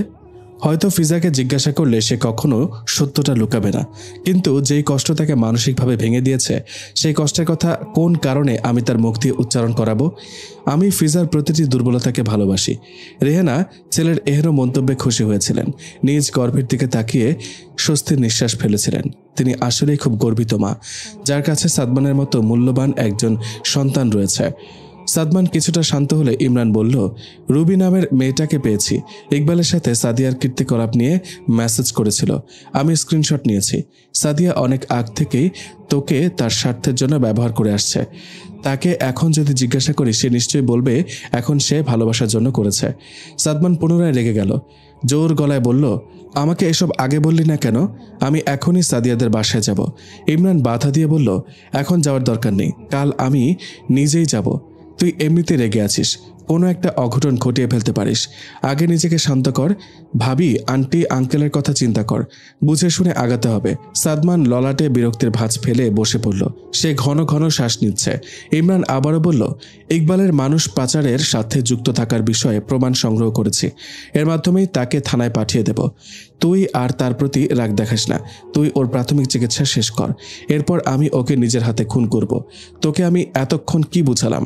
ভাবি আন্টি আঙ্কেলের কথা ভাবতে হবে তোর, আইন নিজের হাতে তুলে নিলে চলবে না। যা, এখন তুই বাসায় যা। ইমরান সাদমানকে বুঝিয়ে বাড়িতে পাঠিয়ে দিল। সাদমান বাড়িতে চলে এসেছে। প্রধান ফটক দিয়ে প্রবেশ করতেই একজন কর্মচারী বলল, ভাবি বাগানে আছে, আপনাকে বলেছে বাগানে যেতে। সাদমান নীরব স্বরে হুঁ বলল। ফিজা দোলনায় বসে আছে, তবে দোলনায় স্থির। সাদমান পেছন থেকে বলল, কি হয়েছে, বাগানে আসতে বললে যে? ফিজা খুঁড়েই দৌড়ে গিয়ে সাদমানকে জড়িয়ে ধরল। ফিজার 2 চোখ লাল, গাল রক্তিম বর্ণ, মুখচ্ছবিতে দুঃখের উদয়। সাদমান ভ্রু কুঞ্চিত করে বলল, তুমি ঠিক আছো? কাল ইমরান ভাইয়ার মেসেজ দেখেছিলাম। তিনি আপনাকে মেসেজে বলেছিল ওই হারামজাদাকে ধরে এনেছি। প্রথমে বুঝতে পারিনি, আজ আম্মু ফোন দিয়ে বলল ইকবালকে পাওয়া যাচ্ছে না। এরপরই পুরো বিষয়টি পরিষ্কার বুঝতে পারি। আপনি আমার ডায়েরি পড়েছিলেন। ডায়েরির শেষ পাতায় একটি শুকনো গোলাপ ফুল রাখা ছিল, কিন্তু ওই দিন ফুলটি সেখানে দেখতে পাইনি। এরপরই সন্দেহ করেছিলাম আপনি হয়তো ডায়েরি পড়েছেন। প্রথম তেমন মাথা ঘামায়নি, কিন্তু আজ সবকিছু ক্লিয়ার আমার কাছে। ফিজা একশ্বাসে পুরো কথা শেষ করলো। সাদমান কিছুই বলল না, ফিজার মাথায় হাত বুলাতে থাকলো। ফিজা বড় একটি হেঁচকি টেনে আবারও বলল, আমি একটা সময় ভাবতাম আমার জীবনে সুখ বা শান্তি বলে কিছুই নেই। আমি এভাবেই নিজেকে মানিয়ে নিচ্ছিলাম আর ধৈর্য ধারণ করেছিলাম। শুনেছিলাম ধৈর্যের ফল নাকি খুব মিষ্টি হয়। আমি অবশ্য এসবের আশা ছেড়ে দিয়েছিলাম, কিন্তু আজ বুঝতে পারছি আমার ধৈর্যের ফল স্বয়ং আপনি সাদমান। অনেক ভালোবাসি আপনাকে। আপনার সাথে আমি যে কোনো স্থানে যেতে পারি, যদিও বা সেটা হয় আমার শেষ দিন। আমি একবারও প্রশ্ন করব না আমাকে কোথায় নিয়ে যাচ্ছেন। যদি আমিও তোমাকে ঠকাই তাহলে তবুও ভালোবাসবো। আমি শুধু আপনার চোখের দিকে তাকিয়ে একটা প্রশ্ন করব, আপনি আমাকে কষ্ট দিয়ে আনন্দ পাচ্ছেন? যদি আপনি হ্যাঁ বলেন, আমি খুব আনন্দের সহিত নিজেকে আপনার কাছে সঁপে দিব। আমি তোমাকে কখনোই কষ্ট দেব না, সবসময় তোমাকে আগলে রাখবো, কথা দিচ্ছি। এবার কান্না থামাও প্লিজ। আজ কেন জানি কাঁদতে খারাপ লাগছে না, ভেতর থেকে যেন ভারী কোনো একটা জিনিস উড়ে গিয়েছে। মনে হচ্ছে এভাবে দাঁড়িয়ে দাঁড়িয়ে কান্না করবে। আমার পা ব্যথা হয়ে যাচ্ছে। তাহলে আসুন বসে বসে করি। না, বসে বসে করতে হবে না। এখন তোমাকে আমি কোলে তুলে নিয়ে ঘরে প্রবেশ করব। ড্রয়িং রুমে আব্বু বসে আছে, সমস্যা নেই। আমি বলবো আমাকে বাধ্য করেছে কোলে নিতে, আর আমি বলবো আব্বা উনি জোর করে আমাকে কোলে নিয়েছে। এরপর আব্বা মাথা নত করে নিজে থেকেই তার রুমে চলে যাবে। দুজনেই এবার উঁচু আওয়াজে হেসে দিল। এখন আর ফিজার হাসির শেষ দীর্ঘশ্বাস বের হলো না। সাদিয়া পাথরের মূর্তির ন্যায় বসার ঘরে বসে আছে। আকাশ ঘন মেঘে আচ্ছাদিত, থেকে থেকে বিদ্যুৎ চমকাচ্ছে। রাস্তাঘাটে কেউ নেই। সে বর্তমানে কোথায় আছে তার ধারণা নেই। সকালে ঘুম থেকে উঠে আরমান সাহেব তড়িঘড়ি করে বাসায় আসলেন। সাদিয়া তখন সবেমাত্র ঘুম থেকে উঠেছে। তিনি কপালে একাধিক ভাঁজ ফেলে বললেন, দ্রুত তৈরি হও, রাসেল নামের একটি ছেলে তোমাকে নিতে আসবে। রাতের ফ্লাইটে তুমি কানাডা যাবে। কিন্তু কেন বাবা? তোমার বান্ধবী রুবি আগুনে পুড়ে সুইসাইড করেছে, এর জন্য ইমরান তোমাকে ধরতে আসছে। তাছাড়াও সাদমান নাকি তোমার ব্যাপারে নালিশ করেছে। এইটুকু শুনেই সাদিয়া অচেতন হয়ে পড়ে গেল। এরপর আর তার কিছু মনে নেই। সাদিয়া বারান্দায় নেমে এসেছে। দক্ষিণের পুকুরে একটি বাচ্চা ছেলে গোসল করছে। এত প্রবল বর্ষণেও কি করে সাহস হচ্ছে তার?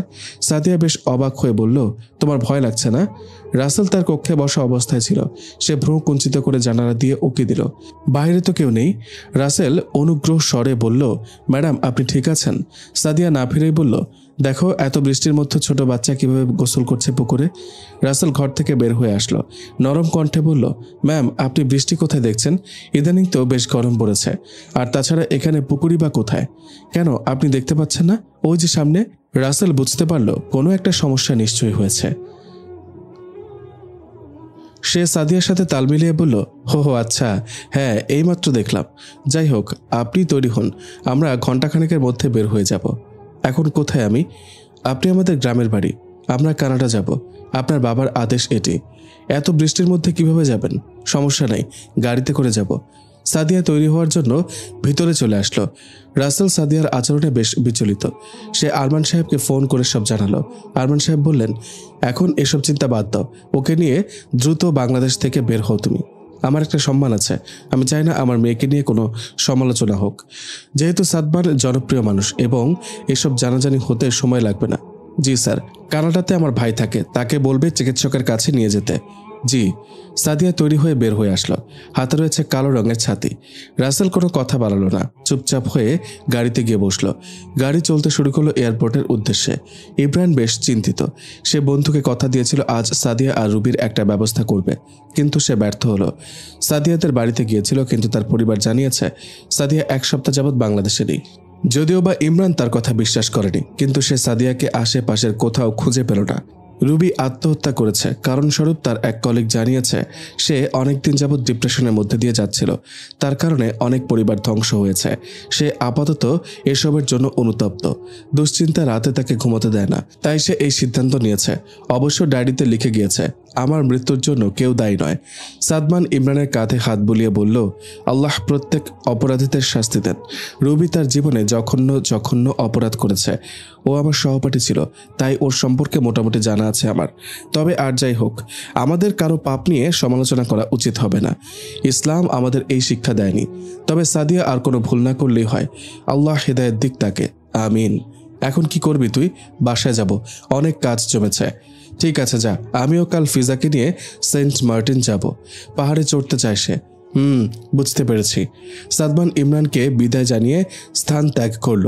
যদিও রুবি কখনো তার ভালো চায়নি, কিন্তু রুবির এহেন মৃত্যু সাদমানকে বেশ আঘাত করেছে। যার শেষ ভালো তার সব ভালো। দৈনন্দিন আমরা কত পাপই না করে থাকি। যদি পাপে মগ্ন থাকাকালীন আমাদের মৃত্যু হয়ে যায়, কালিমাটাও না পড়তে পারি, কি অবস্থা হবে তখন? কি বা জবাব দিব আল্লাহর কাছে? আত্মহত্যার ন্যায় জঘন্য মৃত্যু আর নেই, যার ব্যাপারে রাসূল সাল্লাল্লাহু আলাইহি সাল্লাম বারবার সতর্ক করে গেছেন। আত্মহত্যার পরিণতি মারাত্মক। হাদিসে পাকে প্রিয় নবী সাল্লাল্লাহু আলাইহি সাল্লাম একাধিক বর্ণনা পেশ করেছেন। আত্মহত্যাকারীর শাস্তি জাহান্নামে কিভাবে দেওয়া হবে ও এর পরিণাম সম্পর্কে যদি কেউ যথাযথভাবে অবহিত থাকে, তবে আল্লাহর কাছে আত্মহত্যা থেকে অবশ্যই সে পানাহ চাইবে এবং এহেন কর্মের প্রতি নিজের অন্তরে ঘৃণা জন্মাবে। আত্মহত্যার শাস্তির ধরন সম্পর্কে হাদিসে এসেছে। হযরত আবু হুরায়রা রাদিয়াল্লাহু তাআলা আনহু বর্ণনা করেন, রাসূলুল্লাহ সাল্লাল্লাহু আলাইহি সাল্লাম বলেছেন, যে ব্যক্তি ফাঁস লাগিয়ে আত্মহত্যা করবে সে জাহান্নামে অনুরূপভাবে নিজেকে ফাঁস লাগাতে থাকবে। আর যে ব্যক্তি বর্ষার আঘাতে আত্মহত্যা করবে সে জাহান্নামে অনুরূপভাবে বর্ষাবৃত্ত হতে থাকবে। বুখারী শরীফের হাদিস। পরিশেষে এটাই বলবো, জীবনের প্রতি নিরাশ হয়ে কখনোই আত্মহত্যার সিদ্ধান্ত নেওয়া যাবে না। প্রতিটি পদক্ষেপে আল্লাহর উপর ভরসা রাখবো এবং নিজেদের মেধা খাটিয়ে কঠিন মুহূর্ত থেকে বের হয়ে আসব। সমস্যা যেখানে থাকবে সমাধানও সেখানে থাকবে। সাদমান এসব ভাবতে ভাবতেই এয়ারপোর্টের কাছে চলে আসলো। রাস্তায় জ্যাম, অগণিত পিপ শব্দে কান ভারী হচ্ছে। পেছনের গাড়ি থেকে একটি মেয়ের কণ্ঠ শোনা গেল। সে পাশে থাকা ড্রাইভারকে লক্ষ্য করে বলছে, আমরা আকাশে আছি। এই কণ্ঠ সাদমানের পরিচিত। সে না ঘুরে ফোন বের করলো, ইমরানকে ফোন দিবে। আরেকটি পুরুষ কণ্ঠ তখন ড্রাইভারকে উদ্দেশ্য করে বলে উঠল, ভাই, ম্যাডামের কথা কিছু মনে করবেন না, উনি নিজের ভারসাম্য হারিয়ে ফেলেছেন। আজ সারাদিনই আবল তাবল বকছেন। সাদমান ফোন পকেটে রেখে দিল। সাদিয়ার এই অবস্থা তার চোখ ভিজিয়ে দিল। আল্লাহ তাকে কত নিয়ামত দিয়েছেন, অথচ সে সবসময় এসবের অপব্যবহার করেছে। কাউকে কখনো নিজের থেকে বেশি ভালোবাসা উচিত নয়, কিন্তু সাদিয়া সেটাই করেছে। জ্যাম কমে গিয়েছে। সাদমান গাড়ি নিয়ে সম্মুখে এগিয়ে আসলো। তার বুঝতে বাকি রইল না, আল্লাহ চাহে তো সাদিয়ার ভবিষ্যৎ বাসস্থান হবে বিদেশে। এখন রাত। সাদমান আর ফিজা পাহাড়ের বুকে শুয়ে আছে। পাশেই তাদের তাঁবু। আকাশ পরিষ্কার, চন্দ্র নক্ষত্রদের স্পষ্ট দেখা যাচ্ছে। মাঝে মাঝে মেঘেরা তাদের আড়াল করে নেয়। তখনই ফিজা আর সাদমান শাহাদাত আঙুল গুটিয়ে বলে ওঠে, ইস, মেঘের জন্য ওই পাশের তারাদের গণনা করতে পারলাম না। দুজনই তখন উঠে বসে। মেঘেরা যখন সরে যায় পুনশ্চ তারা গণনা কর্মে ব্যস্ত হয়ে পড়ে। ফিজা এবার নক্ষত্র থেকে মনোযোগ সরিয়ে সাদমানের দিকে মনোযোগী হলো। সাদমান মনের আনন্দে তারাদের গণনা করছে। সে ফিজাকে এক দৃষ্টিতে তাকিয়ে থাকতে দেখে উঠে বসলো। লাজুক কণ্ঠে বলল, এভাবে তাকিয়ে থেকো না তো বউ, আমি অস্বস্তিতে পড়ে যাচ্ছি। বুঝতে পারছি, তবে আমার দেখতে ভালো লাগছে। কি দেখতে? পৃথিবীর সব থেকে সুন্দর মানুষটিকে দেখতে। সাদমান মুচকি হাসল। আমি পূর্বে যতবারই প্রকৃতির রাজ্যে এসেছি আমি শুধু মন ভরে চাঁদকে দেখেছি, কিন্তু আজ আর চাঁদকে দেখতে ইচ্ছে হচ্ছে না। কেন? চাঁদের থেকে অতি সুন্দর এবং মূল্যবান হলো আমার স্বামী। আচ্ছা, তাই বুঝি? আপনাকে অনেক ভালোবাসি সাদমান। জোর গলায় বলো তো, আমি শুনতে পাচ্ছি না।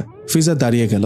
আকাশের দিকে স্বীয় অবয়ব ফিরিয়ে জোর গলায় বলল, অনেক ভালোবাসি আপনাকে সাদমান। পাহাড়ে থাকা ফিজার আওয়াজ একাধিকবার প্রতিধ্বনিত হয়ে তাদের কাছে ফিরে আসলো।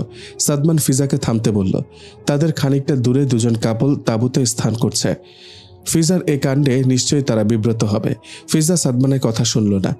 সে পুনশ্চ ভালোবাসি বলে চিৎকার করল। সাদমান এবার ফিজার মুখ চেপে ধরে বলল, বিশ্বাস করেছে আমার প্রজাপতি। এবার থামো। আপনি তো বললেন শুনতে পাচ্ছেন না, তাই বলতে বলতে আপনার কান স্তব্ধ বানিয়ে ফেলবো। না, শুনতে পাচ্ছি, এবার থামো। প্রজাপতি বলেছে, অবাক হওনি? না, অবাক হওয়ার কি আছে? যে আমার ডায়েরি পড়েছে সে তো আমার সম্পর্কে জানবি, তাই না? তবে একটা বিষয় আমার খুব ভালো লেগেছে। কোন বিষয়? আপনাকে হাজার হাজার মানুষ সোশ্যাল মিডিয়াতে ফলো করে, আর আপনি শুধু একজনকেই ফলো করেন। কে সে? ফিজা বাচ্চাদের মতো ভঙ্গিমা করে বলল, আপনার প্রজাপতি। সাদমান হাসল, তবে এ হাসি এসেছিল ফিজাতে মুগ্ধ হয়ে। সাদমান গম্ভীর স্বরে বলল, তুমি একদিন অনেক বড় লেখিকা হবে। তখন মানুষরা আমাকে প্রজাপতির স্বামী বলে সম্বোধন করবে। কেউ যখন আপনাকে বলে ফিজার স্বামী, ফিজার স্বামী, আমার তখন এটা শুনতে ভালো লাগে। তাই ফিজার মধ্যে শিশুসুলভ আচরণের বহিঃপ্রকাশ ঘটছে। সে এই কাজটি তখনই করে যখন সে খুব খুশি হয়। সে অহেতুক কথা বলে সাদমানকে হাসাতে থাকলো। সাদমান বাধ্য ছেলের মতো বউয়ের সাথে তাল মিলালো। কিছুক্ষণ পর ফিজা তার চুলের বেনি থেকে কিছু পাহাড়ি ফুল সাদমানের হাতে দিয়ে বলল, এই নিন আপনার ফুল। ফুলগুলো নষ্ট হয়ে গিয়েছে। ঠিক আছে, কোনো ব্যাপার না, আমিও তোমার মতো এগুলো ডায়েরিতে সংগ্রহ করে রাখবো প্রজাপতি। এগুলো কি খুব মূল্যবান কিছু? হ্যাঁ, কারণ আমার প্রজাপতি আমার কাছে অনেক বেশি মূল্যবান, তাই তার দেওয়া একটি শুকনো পাতাও আমার কাছে হীরা জহরত থেকে দামি। ফিজা মুচকে এসে সাদমানের দিকে তাকিয়ে থাকলো। দুজনেই দুজনের চোখে আটকে পড়ল। পৃথ্বীর শীতল বাতাস রোমাঞ্চকর মুহূর্তের আগমন ঘটাচ্ছে। সাদমান বেশিক্ষণ সেথে দাঁড়িয়ে থাকলো না, বউকে কোলে তুলে নিয়ে তাঁবুতে চলে আসলো। তাঁবু এখন আলো শূন্য। 25 বছরের এক তরুণ সাদমানের পেছনে দাঁড়িয়ে আছে। তার নাম আসজাদ। আজ আকাশ মেঘলা, তবে বৃষ্টির দেখা নেই। বৃক্ষের পাতারা শীতল বাতাসে দুলছে। ঈষৎ রোদ পাতার আনাচে কানাচে ভেদ করে জমিনে ছায়া নকশা তৈরি করছে। তবে সাদমানের এসবে কোনো ভ্রুক্ষেপ নেই। সাদমান বর্তমানে 60 বছরের বয়োজ্যেষ্ঠ। সে নিজ এলাকার একজন এমপি। সে তার স্ত্রীর কবরের পাশে দাঁড়িয়ে কোরআন তেলাওয়াত করছে। এই কাজটি সে প্রায় সময়ই করে। আজ থেকে 3 বছর আগে ফিজা জীবনের ইতি টেনেছে। তখন সংবাদ মাধ্যমে বড় করে হেডলাইন হয়েছিল, বিখ্যাত ইসলামিক নোবেল রাইটার ফিজা খান শারীরিক অসুস্থতার কারণে ঢাকার স্বনামধন্য এক হাসপাতালে শেষ নিঃশ্বাস ত্যাগ করেন। ফিজার শুভাকাঙ্ক্ষীরা এ খবরে বেশ আহত হয়েছিল। তার জন্য সব জায়গায় কান্নার রোল পড়ে গিয়েছিল। প্রত্যেকে মুনাজাতে ফিজার নাম ধরে দোয়া করেছিল। এই কয়েকদিনে সে অনেক ভালোবাসা অর্জন করে নিয়েছে, কিন্তু এসব কিছুর মধ্যেও তার কাছে গুরুত্বপূর্ণ ছিল তার স্বামীর ভালোবাসা। মৃত্যুর আগের দিন রাতে ফিজা সাদমানকে উদ্দেশ্য করে বলেছিল, আমি সবসময় চেয়েছিলাম আমার একজন ভালোবাসার মানুষ থাকবে। আমি তার লাইলি হব, আর সে আমার মজনু হবে। আল্লাহর কাছে হাজার শুকরিয়া, তিনি আমার দোয়া কবুল করেছেন। আজ দুজনেরই চুল পেকে গিয়েছে, অথচ আমরা একসাথে রয়েছি। কেন যেন মন বলছে এটাই হয়তো শেষ রাত হবে আমার জীবনে। আপনি আমাকে ক্ষমা করুন সাদমান। সাদমান বৃদ্ধা ফিজার মুখে আঙুল দিয়ে বলছিল, এসব আবল তাবল বকবে না। আল্লাহ তোমার হায়াত আরো বৃদ্ধি করে দিক, আমি দোয়া করি, আমিন। আজকের রাতটা আমার পাশে বসে থাকবেন? হ্যাঁ থাকবো। আসজাদের জন্য মন টানছে আমার ছেলেটা আমি ছাড়া একদম একা হয়ে যাবে। এসব চিন্তা মাথায় এনো না ফিজা। কিছু কিছু সময় সত্য মেনে নিতে হয় সাদমান। আমি বিশ্বাস করি আপনি আমাকে অনেক ভালোবাসেন, তাই একটা আবদার করব। কি আবদার বলো? আমাকে কখনোই আপনার মন থেকে বের করে দিবেন না, আর আমার ছেলের প্রতি অনেক বেশি যত্নবান হবেন। তুমি আমার শেষ প্রেম। জান্নাতে গিয়ে আমি তোমার সাথেই থাকতে চাই। মন থেকে বের করার তো প্রশ্নই আসে না। ফিজার চোখ ভিজে উঠল। সে 27 বছরের দাম্পত্য জীবনে উঁকি দিল। মানুষটা তাকে অসম্ভব ভালোবেসেছে। সে কষ্ট পাবে এমন কোনো কাজ কখনো করেনি। আসজাদ হওয়ার পর ডাক্তার জানিয়েছিলেন ফিজা আর কখনো মা হতে পারবে না। ফিজা এই বিষয়টি নিয়ে প্রায় সময় দুঃখ পেত, কিন্তু সাদমান তাকে শান্ত স্বরে বলতো, ফিজা তুমি ওইসব মানুষদের দেখো যাদের একজন সন্তানও নেই। তাদের তুলনায় তো আল্লাহ আমাদের ভালো রেখেছেন, তাই না? তাহলে তুমি আর কখনোই মন খারাপ করে থাকবে না। কিন্তু এইটুকুই শেষ ছিল না। ফিজা আর সাদমানের জীবনে সব থেকে কঠিন মুহূর্ত এসেছিল যখন আসজাদের 10 বছর বয়স। একটি গাড়ি অ্যাক্সিডেন্টে ফিজার 2টি পা অচল হয়ে যায়। হুইল চেয়ার তার নিত্য সঙ্গীতে পরিণত হয়। ফিজা তার ভাগ্যকে মেনে নিতে পারলেও সাদমানের জন্য বেশ কষ্ট ছিল তার। হয়তো এখন আর সে সাদমানকে আগের মতো ভালোবাসতে পারবে না। তাদের মধ্যে মন কেন্দ্রিক ভালোবাসা থাকলেও সেখানে থাকবে না শরীর স্পর্শ করার নিয়ম। এভাবে কি ভালোবাসা সম্ভব? ফিজা সেদিন সাদমানকে আরেকটি বিয়ের জন্য পরামর্শ দিয়ে বলেছিল, আপনি আরেকটি বিয়ে করুন। আমি একজন ভালো বন্ধু হয়ে সারা জীবন আপনার পাশে থাকব।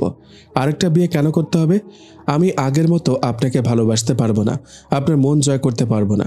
তুমি আমার পাশে বসে থাকলেই আমি আমার মনে শান্তি খুঁজে পাই।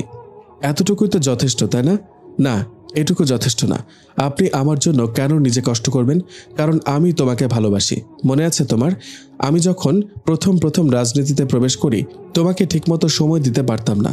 আমাদের আসজাদকেও এজন্য অনেক কষ্ট দিয়েছি। প্রতিবার যাওয়ার সময় সে বাবা বাবা বলে কান্না করত। তুমি বিশ্বাস করবে কিনা জানি না, আমার বুক তখন ছিঁড়ে যাওয়ার উপক্রম হতো। কিন্তু যখনই একরাশ অপরাধ বোধ নিয়ে আমি বাড়ি ফিরে আসতাম তুমি আর আসজাদ মিলে হাসি মুখে আমাকে ওয়েলকাম জানাতে। আমি তোমার দিকে তাকিয়ে মুগ্ধ হয়ে যেতাম, যেন আমার কোনো অপরাধী নেই। অথচ আমি এতটাই ব্যস্ত হয়ে পড়েছিলাম যে আমার যে একটি পরিবার আছে, মাঝে মাঝে আমি সেটাও ভুলে যেতাম। কিন্তু তুমি সবসময় ক্লান্ত আমিকে সান্ত্বনা দিয়ে বলতে, মনে কষ্ট নেবেন না সাদমান, আমি আমার ভালো থাকা ভালো লাগাগুলোকে আপনার ভালো থাকা ভালো লাগার মধ্যে যুক্ত করে দিয়েছি। তাই এখন আর আপনার দূরত্ব আমাকে কষ্ট দেয় না। আজও অনুরূপ কথাই তোমাকে বলছি ফিজা, আমি তোমাকে সত্যি অনেক বেশি ভালোবেসে ফেলেছি। আর এ ভালোবাসা আমি তোমার থেকেই শিখেছি। আমরা না হয় একটু ভিন্ন শহরে যেয়ে প্রেম শুরু করব এখন থেকে, যে শহরে স্পর্শ করার নিয়ম থাকবে না। ফিজা সেদিন বাচ্চাদের মতো কেঁদেছিল। সে স্বামীর এহেন সিদ্ধান্ত কিছুতেই মেনে নিতে পারেনি। তাই 1 বছরের মতো দুজনই দূরত্ব নিয়েছিল। এই 1 বছর আসজাদ, ফিজা, সাদমান কেউ ভালো ছিল না। কিন্তু ফিজা সাদমানের ভালোবাসার কাছে হেরে গিয়েছিল।